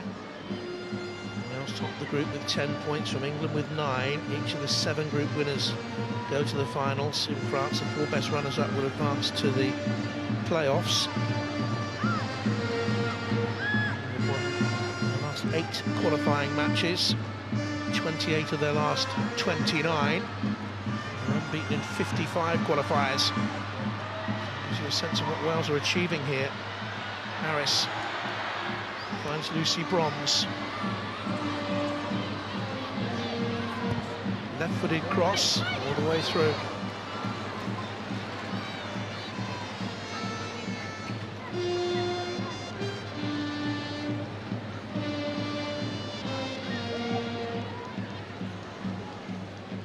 If he will think about giving Beth Mead an England debut, he might look for Ellen White. I think Ellen White, I can see her warming up over there. She's been playing really well for her club at the moment, as is Beth Mead. She's not a predatory striker like Jodie Taylor, but she's a little bit more mobile, I think, coming in from wider positions. Here's Duggan. Did well to get beyond Fishlock. And again, Wales double up. Rachel Rowe, who's worked tremendously hard, finds Fishlock now. She is being a little bit more expansive and creative, but Abby McManus dropped back.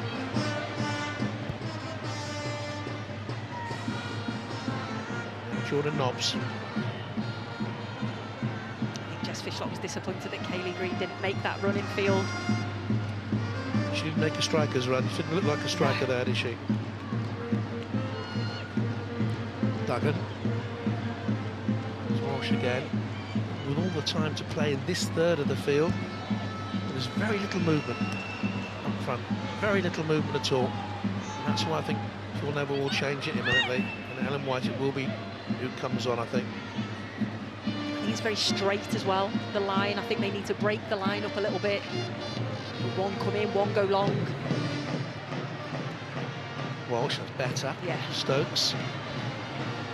To get on the outside of Rhiannon Roberts. He's defended well in that wider defensive position. Kirby. Lawrence. To Kirby.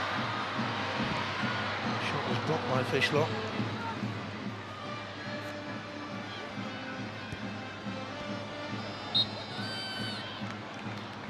They're going to make a double substitution, so it looks like Mel Lawley's getting ready to come on as well as Ellen White. She had a very good She Believes, didn't she, Mel Lawley? Again, another player that wants to get the ball, drive at players, take them on 1v1. I think he's clearly said to the wide players, both Toni Duggan and Nikita Parris, try and stay wide, try and stretch the pitch, make the pitch as big as you possibly can. And if you're going to come in field, you get your fullbacks to go out wide. Ellen White has scored 11 goals in 11 games for Birmingham this season, scored a couple in the She Believes Cup. Here's Kirby. Now Bronze.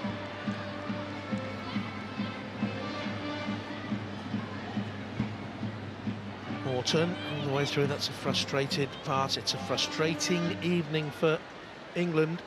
All credit to Wales for making it so frustrating. I think Jodie Taylor will be one of the players who goes off here for Ellen White to come on for her 73rd international. That is the first of the changes. White is battled against 2 serious ACL injuries in the past. A couple of starts in World Cup 15 in Canada. And she goes, Nikita Parris is the other player taken off. Started the game brightly, but when she had the beating of Charlie Escort, she didn't press home that advantage. I think it's been a difficult night for both of those players. They do like that space in behind, both of them very quick. I think Wales have made it difficult, not allowed that space. They've sat deep, sat in the banks and defended well. So now they've got something different to try and play against. Well, England guessed the Welsh formation. They knew they were likely to play this. And they would have been coached into how to beat this system. So in the end, it comes down to the players on the pitch, I guess so. Of course it does. Well, they played this system in the Cyprus Cup recently, so I'm sure they will have had people there watching. Well, it's so direct, so bright. Stokes has a stonking challenge on it. And comes across looking for White Roberts, who made that challenge, is limping away. And Lawley will have to run again. Rowe is doubling up with Roberts, who seems okay now. Lawley can't go wide. Here's Kirby. Nobbs to Horton. England need the goal, need the one goal. But not like that.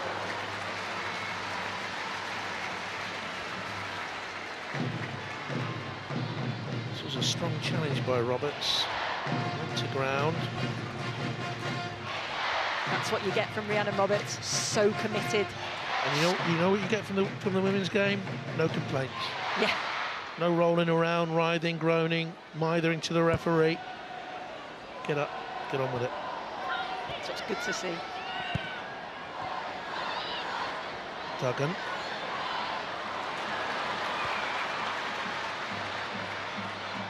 Now Lawley. But she's gone for goal. And it was a worthy enough effort. Bit of improvisation, that's what England need. Tell you what, that's unlucky. And Mel Lawley, when you speak to her, she speaks about the influence that Phil Neville's had on her playing, giving her confidence, saying, when you get on that field, have a go at your player. If it's 1v1, take them on. If you're going to cut inside, have a go at goal. And you can see she has got so much confidence at the moment. And scored against Kazakhstan in her first start for England earlier on in the qualifying. She dropped out of the Russia game. She had a thigh strain, I seem to remember, but she had a very good She Believes Cup, as Sue was saying. We like everything about that competition. Pits England against the best in the world. We just hate the name of the competition. Yeah. The She Believes Cup, the name dreamt up by our friends across the Atlantic. Good for them. Now here's Horton.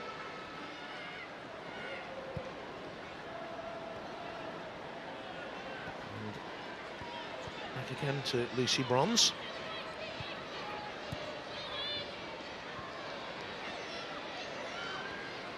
Kira Walsh. Really came to Duggan, who switched wings, of course, now. And out by Charlie Escort. All credit to young Charlie Escort, who's on loan at the moment at Bristol City. She was given a right run around in the opening exchanges. She had a bit of a nightmare time, and she's dug in, and she's really performed well, I think. Well, she has, I agree. As the game's gone on. And I think psychologically that can be tough if the first few moments you do get beat. But she's settled down into the game now, and she's another player playing out of position. She usually plays centre midfield. Horton, McManus.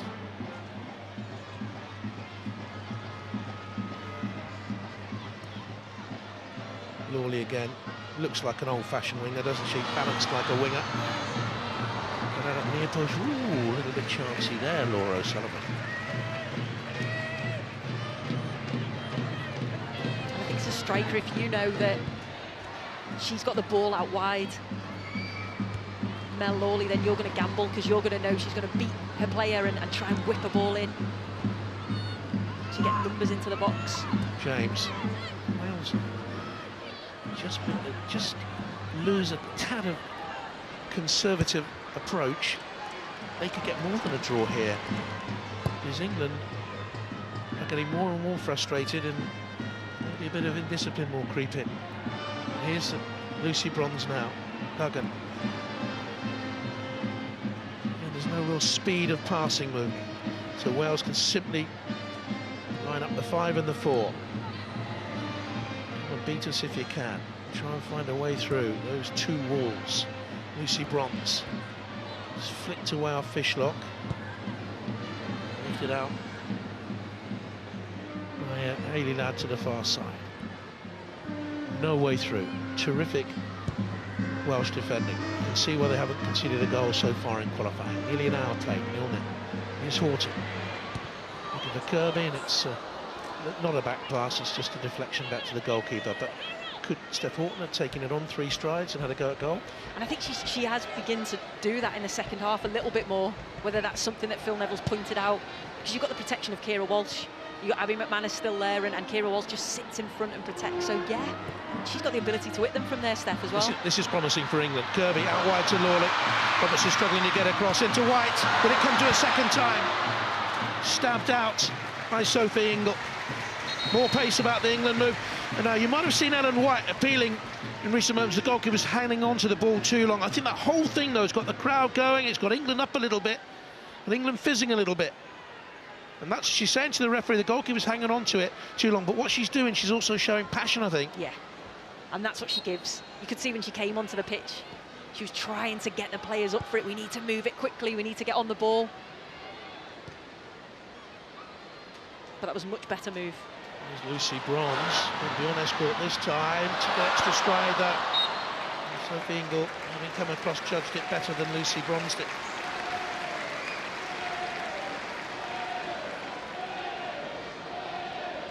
That was unlucky from Lucy Bronze. You see that driving run again and again from her. Just overrun it. She's loving her football as well in Lyon. 55 qualifying matches for World Cup and European Championships since England lost a qualifier. 1-0 playoff final second leg defeat against France in Saint-Etienne. It was November 2002. It was Colleen Diacre who scored the goal that day. Will Wales be positive enough to get a victory here tonight with England as we go into the late stages? Force a winner. Here's Lawley taking on Roberts. Did well. In comes across. And again, Laura Sullivan claims, well, we have to announce a little bit later on the player of the match, so I would imagine she'd come into your reckoning, the Welsh goalkeeper. Without a doubt. Oh, that's so unlucky from Ellen White. Mel Lawley's made a real difference though coming on. It's just injected a little bit more pace. Your decision it will be. About 15-20 minutes before you have to make the decision. Can you make a decision in 20 minutes? Haven't known you for many years. I might change it a few times in that time. Nobbs with the ball into the penalty area. It's half-headed away. Lawley, too high for Ellen White. Ingle clears. Here's Demi Stokes. England pressing hard now. Kaylee Green has reverted to the more forward role now. Gets it away. Here's Jordan Nobbs. Space ahead of her. Here's Duggan. Surprised that Jordan Nobbs hasn't been found in a sort of position where she could have a long-range go at goal. That crossfield ball from Horton hung too long in the air.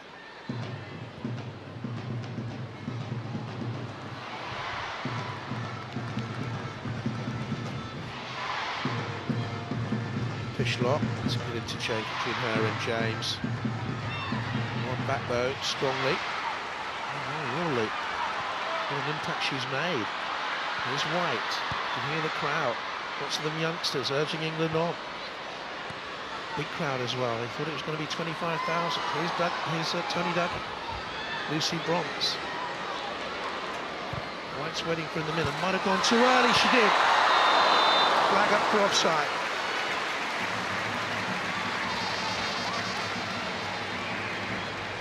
You can see Ellen White just trying to, I don't know if it's the crowd or the players or a combination, but this is good movement. She just goes a little bit too early there.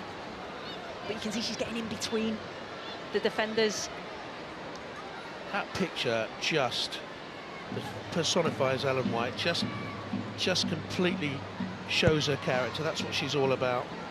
Family here, watching on, and they travel everywhere. Very popular, very wholehearted player, good player. Lawley, it's a fine ball into Kirby, who's onside. That's Ellen White. Can she take the chance? Stokes smothered by Wales. McManus is there first. Here's Horton, can advance 4 or 5 yards, have a go perhaps. Chooses to bring in Lucy Bronze. Mistake by Escort. Is this England's moment? Out by Ingle. England pressing. Kaylee Green is tiring, really tired now. Can't get across there. Here's McManus. England drive on again. Lawley. Not such a good cross. Hung in the air too long. Comes out to Lucy Bronze. What about hitting it? Jordan Nobbs. Bronze.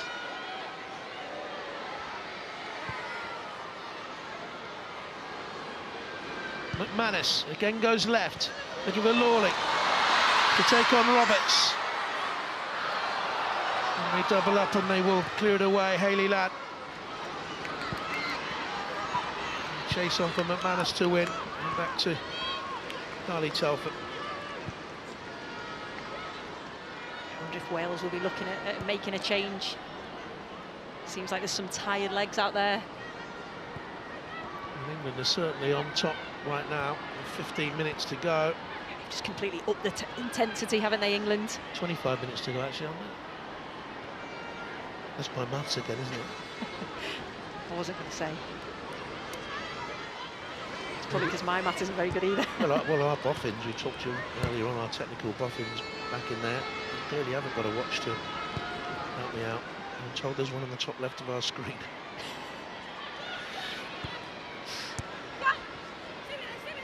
Here's Duggan. Oh, well played. Jordan Nobbs. Shot deflected away for a corner.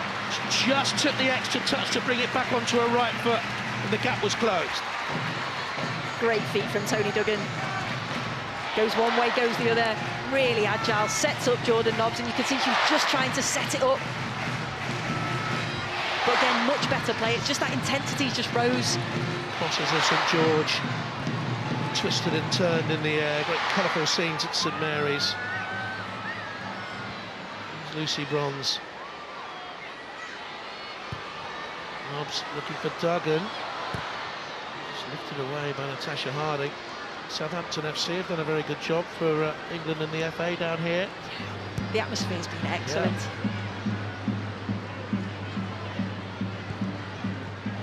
Walsh through to Kirby. It was decently blocked by Lauren Dykes. They are throwing everything into it, Wales, bodies and all. Perhaps they can counter. Kaylee Green couldn't get beyond McManus steely defending there. Jordan Nobbs.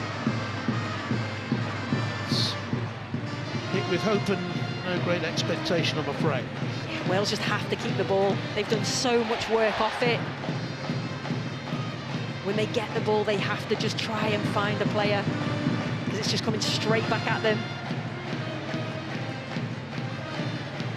I think she's trying to get a message, Jane Ludlow, out to Charlie Escourt via Rachel Rowe. There is Escourt. It's a Welsh throw, won by Natasha Harding.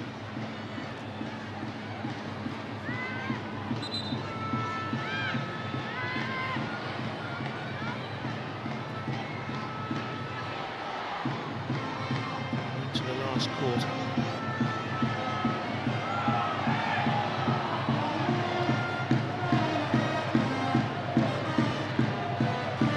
Bronze. Manus. Here's Jordan Nobbs. Shows by Kaylee Green. Still got some petrol left in the engine. Lawley.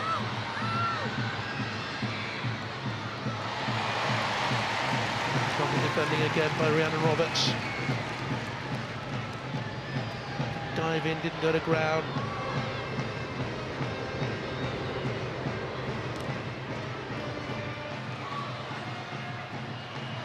Stokes got there. They couldn't play a part, she would have been offside. And that's an England corner, and I'll tell you what, Wales all of a sudden in that little tight area looked tired. Just couldn't get to the ball first. England have had 9 corners. One of them have been played back and then a secondary ball in. They are conscious, of course, that Wales have the height.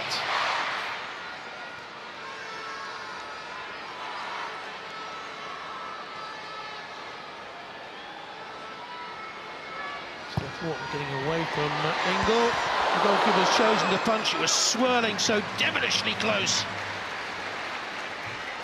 I don't think the goalkeeper's seen that until late. Probably made the right decision. Well, she kept it out, so she did. So it's 10 corners now for England, 1 for Wales, and again Jordan Nobbs will take it.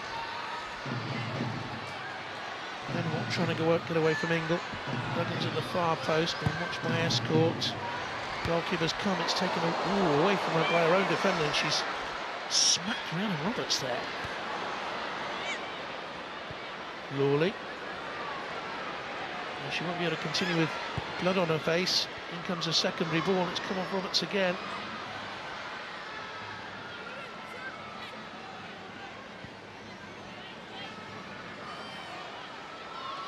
The referee can't have seen the face of the Welsh defender.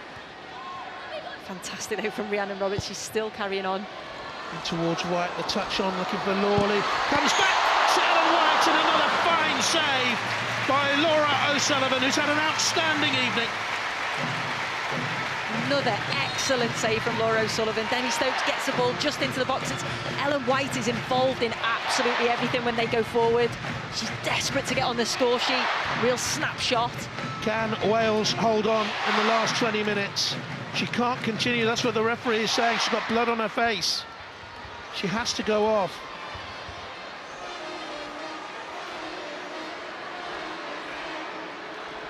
Well, I don't think that'll count, to be honest. Well, maybe it's a lenient referee. She doesn't want to go off. She's okay, I think, now. Jordan Nobbs builds it back to Demi Stokes. Poor touch, was unaware it was going to come. Will England get caught here on the counter? Wales have got a 3-on-2. Fishlock. And her touch was too heavy. And to save England's day was Keira Walsh. And look at Jess Fishlock. She knew there that was the chance they'd been waiting for. Real chance there for Wales. She just didn't have the legs. It was a good break. She could have just looked up. Hayley Green was just to her right-hand side. Always giving it away. Hayley Green launches it high. It's again decent defending by Abby McManus. You can see why Phil Neville has every confidence in her. Halton into the box. It was a really quick counter-attack, wasn't it? She had run a long way, Jess Fishlock, and you could just see just that heavy touch. But straight away, Keira Walsh just read the situation. Oh, she got slammed there, big right hook. Didn't go down for the count.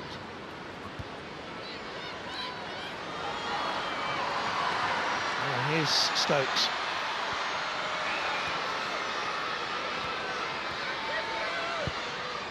Lawley with a cross looking for White. Ingles there again.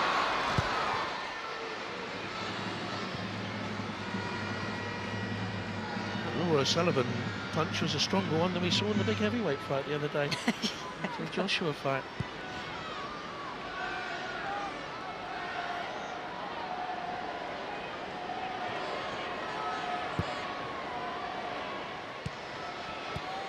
Here's Stokes. Now Lawley. Solid, she's fallen on it, looks theatrical. She's got maybe a knock on the side of her head as Duggan came in and made contact, but it was effective from the Welsh goalkeeper. It was, you could see what Toni Duggan was, she was just trying to get in on the back post.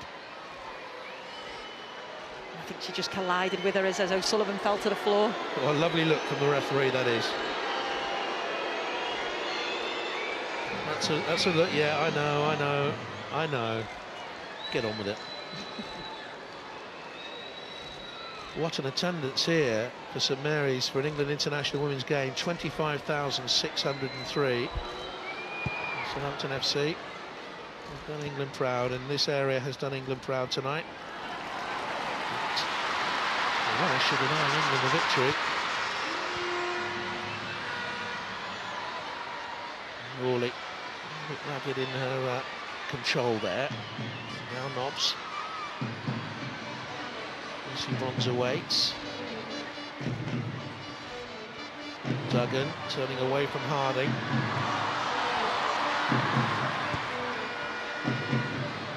Horton saw the run of Kirby. Just nicked away by Rowe. Kirby. Duggan on a good ball. Rowe has it now for Wales. He's worked hard. And the sun's sort of away. Stokes. There's Lawley. Just under 15 minutes to go.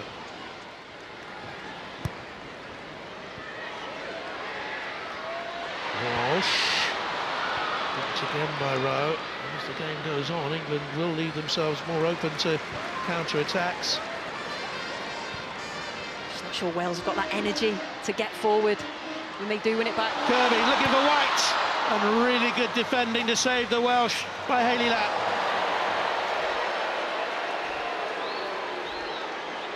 absolute quality from Fran Kirby. What vision and awareness to see the run of Ellen White.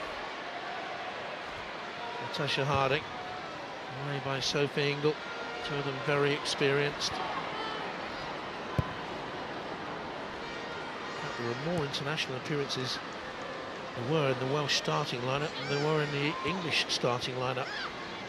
She's definitely gone with an experienced team tonight, and I think probably due to the crowd as well and the atmosphere and the occasion. And they haven't let her down so far. They've never reached a major finals, don't forget, in England. Third in the world, 2015. Right, second, here's Kirby.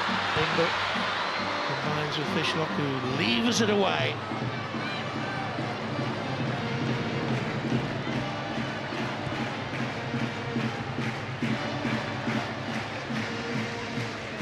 Manus.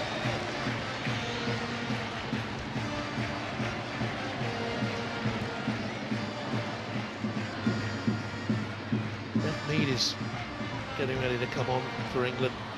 It'll be her debut. Here's Lawley.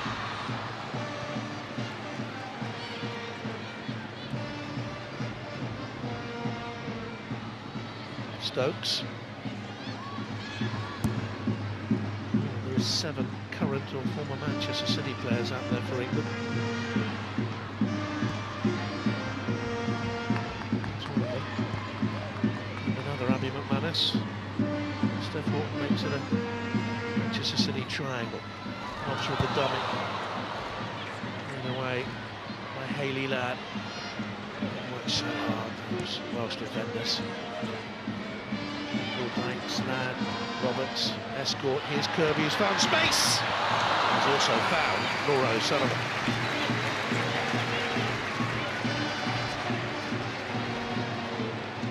More and more into the game, Fran Kirby.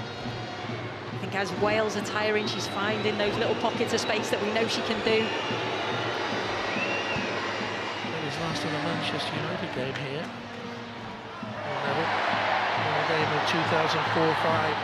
For 3 minutes for Van Nistelrooy. Manchester United won the game. England aren't winning this.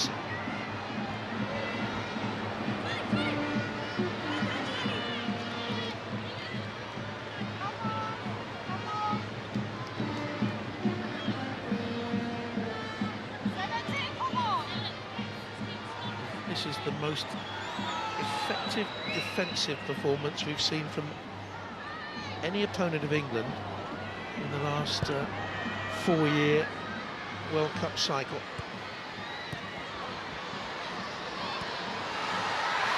Lawley, and away by Fishlock. And Stokes. Mead. Duggan has gone to the edge of the penalty. She's seen Beth Mead coming on. Duggan who goes off.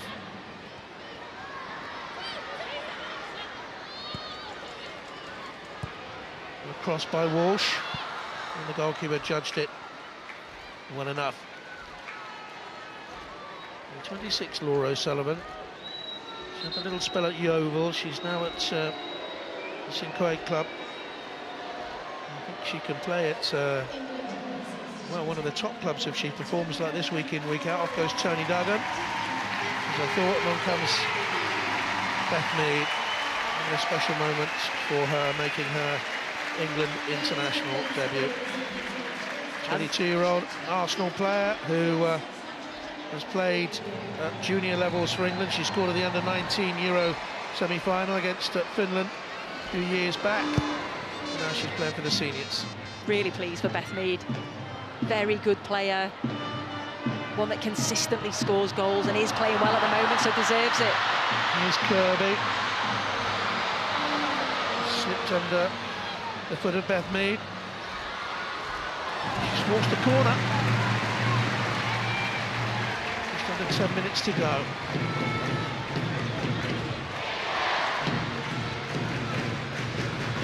Corner kicks for England, 1 for Wales. White wants the delivery in. Oh, the goalkeeper is beaten and the header just over. Abby McManus was in there with the run towards the near post and got contact, but I think it's come off the Welsh defender last. It did. I think it did, and England have decided now to start swinging them in and testing the goalkeeper and the defenders. Can't really see whose head it come off. Was it Rhiannon Roberts? I think it was Hayley Ladd who was just behind her. She's played so well. All of the back five have been excellent. 6 if you include the goalkeeper. Decent season with Burnham, Hayley Ladd. They're third, aren't they? Here's Jordan Nobbs. Should be the goalkeeper's under pressure. She punches it away. Roberts hoiks it out. No free kick given for the challenge in the air on the goalkeeper. Goodness me. Men's game could learn from that. She's done very well, Beth Mead. Hayley Green's got cramp. Phil Neville is going on to help out. And UEFA say no.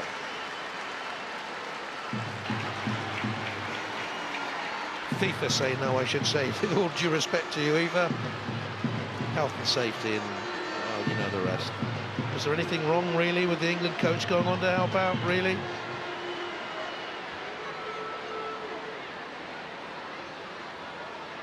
There you go. Well, won by Beth Mead. She's worked her socks off, goes on, and on comes... I think that's really nice. Of course it is. No, we're not having that. Off you go, son. No. Laws say no, off you go.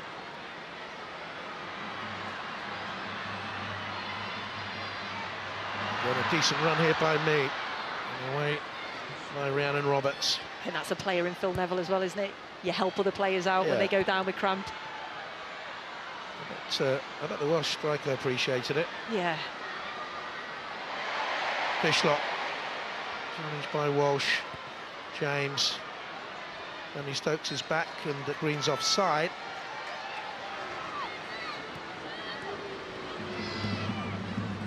Just over 7 minutes to go.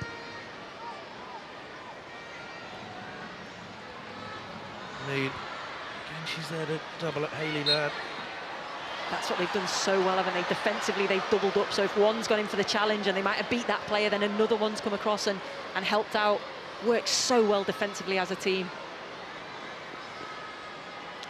Well, she must be a contender for your player of the match, Hayley Ladd. I think she's had a superb game. Sophie Ingle, Rhiannon Roberts, the goalkeeper O'Sullivan, Dykes, they've all played so well. That Welsh back 11.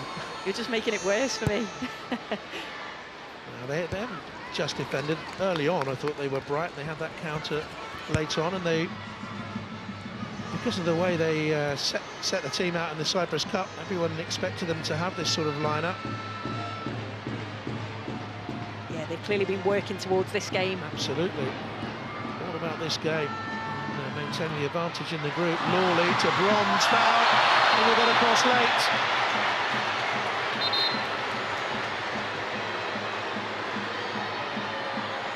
Yellow card. She knew that was coming. Yeah, it was a late, tired challenge from Sophie Ingle. Quick play from Lucy Bronze, just gets that touch. It was a yellow card. Certainly was. Welsh captain there, second player to be cautioned in the game. She Pete, the famous clean sheet. 7th of this season in 9 games. Jordan Nobbs with the free kick for England. McManus is in there. Duggan is in there as well.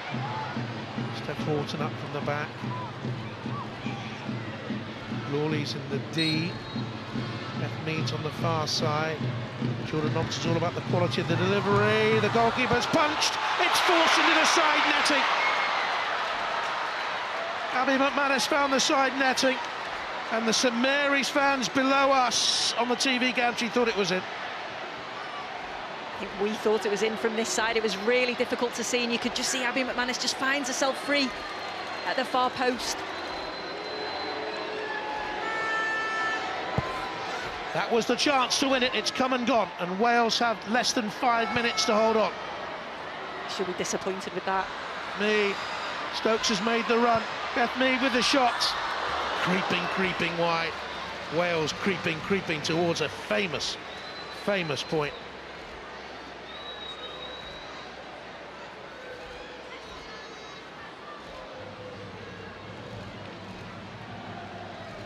England have won the previous 8 meetings against Wales, scoring 34 and conceding just 2.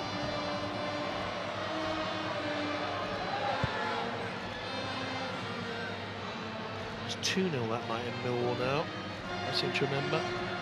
Talking about that earlier on. October 13 now, goodness me, time flies. Here's Mead.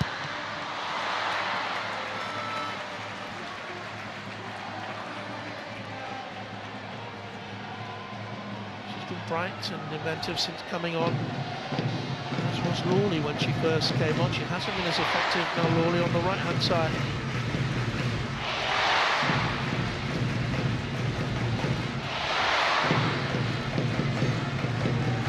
Pensive, quiet, that's the way she goes about her business. It's a little push from Jordan Nobbs. Left chest fishlock down.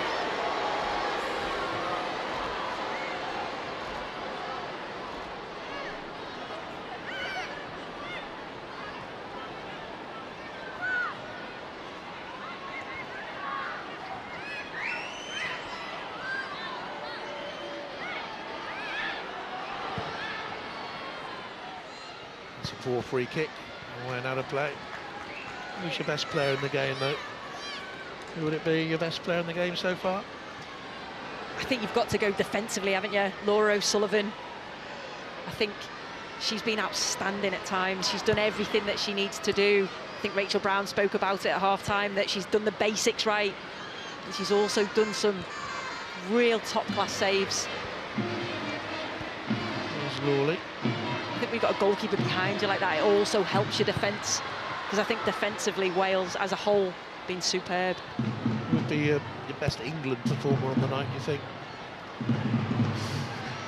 It's tough to say. I think Fran Kirby's been in and out of the game. I thought Tony Duggan was doing some good stuff when she was in there, but it's been so difficult. Keira Walsh has been trying to get on the ball and make things happen, but when you're playing against a side that is so organised and has those banks of 5 and 4, at times you could see that England have been getting frustrated. I think Lucy Bronze has been trying to make things happen from a full-back position. Morton into Lawley. Bronze. Lawley picks it up, 3 in the middle to hit. Can England break Welsh hearts here late on? No way through. As she looked up, there were 7 red shirts in the penalty area. And that makes you think, do I deliver? Because there were 3 white shirts in there.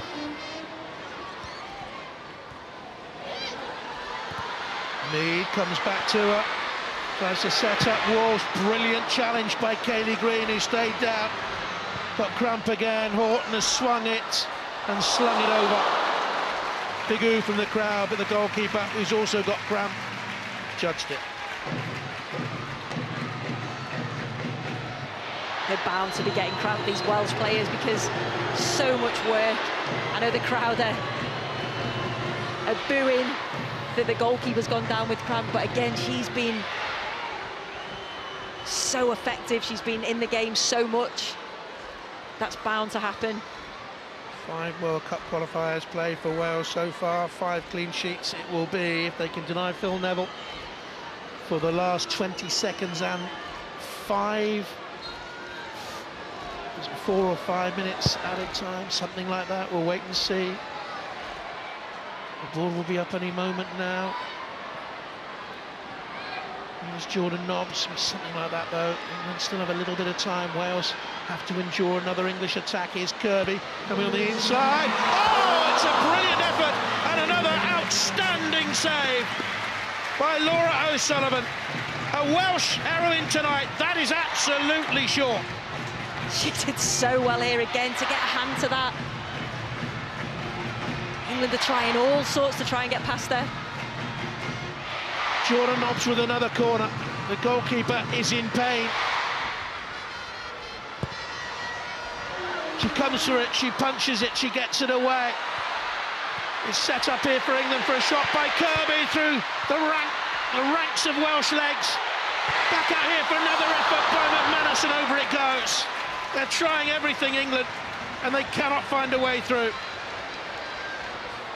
Just the desire and the work rate of these Welsh players. Well, what will he think? They've had 16 worthy efforts on the Welsh goal, and the goalkeeper for Jane Ledlow's side has been absolutely outstanding. She has, and Phil Neville will have said at half-time, you have to be patient, you have to keep trying to play your football, move the ball quickly, but sometimes you just come up against the goalkeeper that's in form. Kirby, Mead on the outside of England, couldn't risk a challenge. In comes the cross, and it's lumped away by Rowe. Hasn't she played well? Yeah.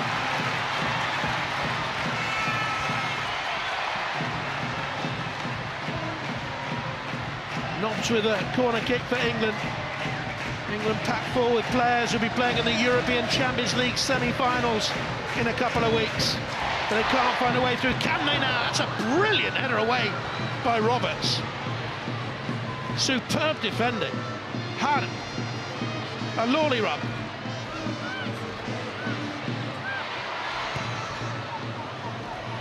Back here to Wash. McManus. Nobbs is screaming for it wide. In comes the cross. White misses it. Oh, so nearly an own goal. Goodness me. Came flying off Sophie Ingle, I believe. And Laura O'Sullivan will not be beaten tonight. England did well there. They switched the ball from one side to the other quickly as possible. Lovely delivery that from Jordan Nobbs. And you could see Sophie Ingle just wanted to get a touch back to a goalkeeper, but that could have gone anywhere.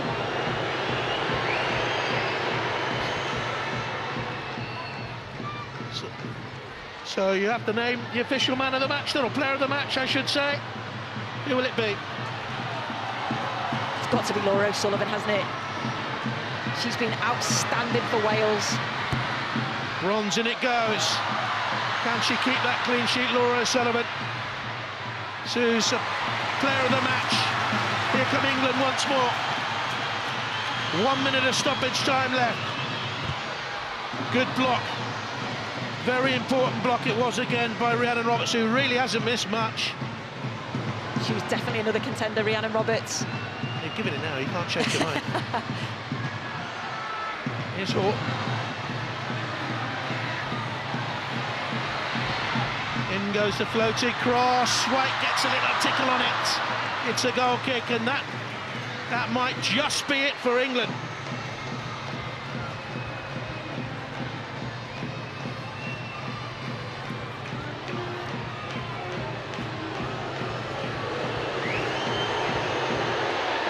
Confirmation, Sue, of your player of the match.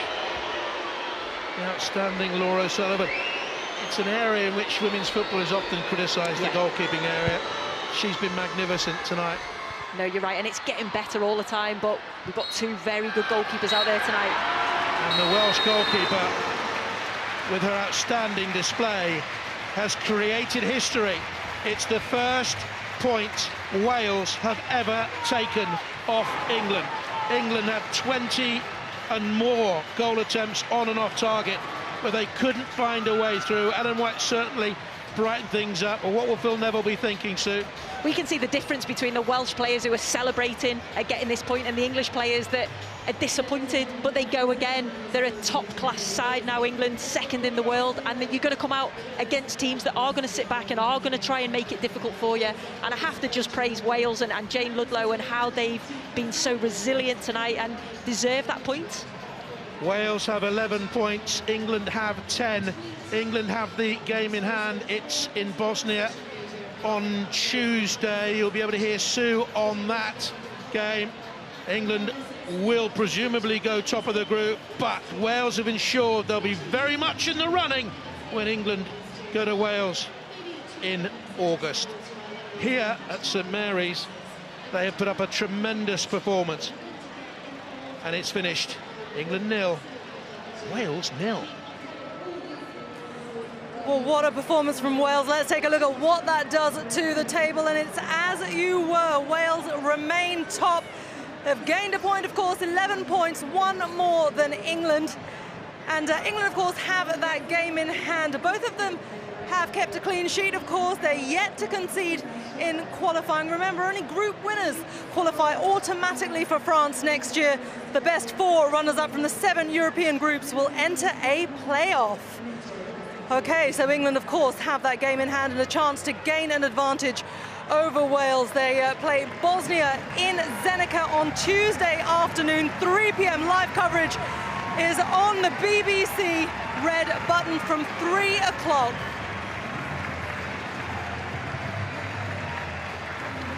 Okay, well, joining us here pitchside is Phil Neville. Phil, was that a frustrating game for you? Yeah, I think it went more often than what I thought it was going to be. It was going to be difficult to break them down, and we had to show, particularly in the first half, I didn't think we played well in the first half. We were too rushed in everything that we did. We didn't show any patience. Second half, we were a lot better. We kept them hemmed in, and we just didn't put the chances away. We actually didn't create that many chances, but I think the dominance that we showed in the second half was better. The first half I thought was a disappointing performance. But really good substitutions, of course, really livened up that second half, didn't it? Yeah, I thought Mel in particular came on and brightened up the game. I wanted to create 2v1s in wide areas and to go at them 1v1s, and to be fair to Mel and Beth, when she came on to make a debut, she actually did that, and we got the ball in wide areas, and we just didn't quite get the quality in the crossing, either from a corner kick or from the crossing. So, look, you've got to give full credit to Wales. Tactically, they sat deep, they defended all the spaces, they nullified any little threats we had, and a draw was probably what they came for and what they got. Okay, Phil, good to talk to you. We hope it goes well in Bosnia. Good luck. We're in time to hand over to Jo Curry, our reporter, who's with the Wales captain, Sophie Ingle. Sophie, just how big a result is that? Yeah, it's massive. Obviously, we put the shift in, and credit to England, they worked as hard. You said you put a shift in, you didn't have much of the ball tonight. How difficult was it? Yeah, definitely. Obviously, they're second best in the world. You're not going to have the ball, so we've got to be realistic with that. And we defended well, and we kept them out of the back of our net. Just a word about this player who's just come up next to you. How magnificent was she tonight? Oh, massive. She's my best mate. She kept us in the game. Some of the saves she made, and like I said, she kept us in the game. Laura, have you ever had a better performance in a Welsh shirt? Not a better performance, not in my career. This is probably the biggest game I've played, and I suppose turned up on the night, didn't I? Done some great saves, but there's 10 other players on this pitch, and they did everything they can to stop them, so yeah. Have you got a favourite save from tonight? Nah, they're all good. Keeping them out of the net, every single one. Just finally, Sophie, when you consider that you have beaten the second best team in the world, what does this do for Wales going forward in the qualification campaign? It's massive. It's just showed where we've come. We've developed. We just have to be hard to beat down against the top teams, and we have tonight. Well done for tonight. Thank you. Thank you. Okay, well, Laura O'Sullivan, what a performance from her. Goalkeeper to goalkeeper, Rachel. How brilliant was she tonight? She was, as I mentioned, she did everything, the basics, she did very well. She was solid, she held on to everything, but she kept her team in the game. Like a striker scores that winning goal, puts the ball away. I mean, she really did a stellar job, from Ellen White's headers, from Jordan Nobb's strikes, from Kira Walsh's strikes, from Beth Mead, right from the very first few minutes, right to the very end. She was in top form tonight, and that's what's got Wales the point. Okay, well, Wales have frustrated England with that inspired and defensive rearguard. Thank you for watching. It's been a pleasure to have your company. Bye-bye.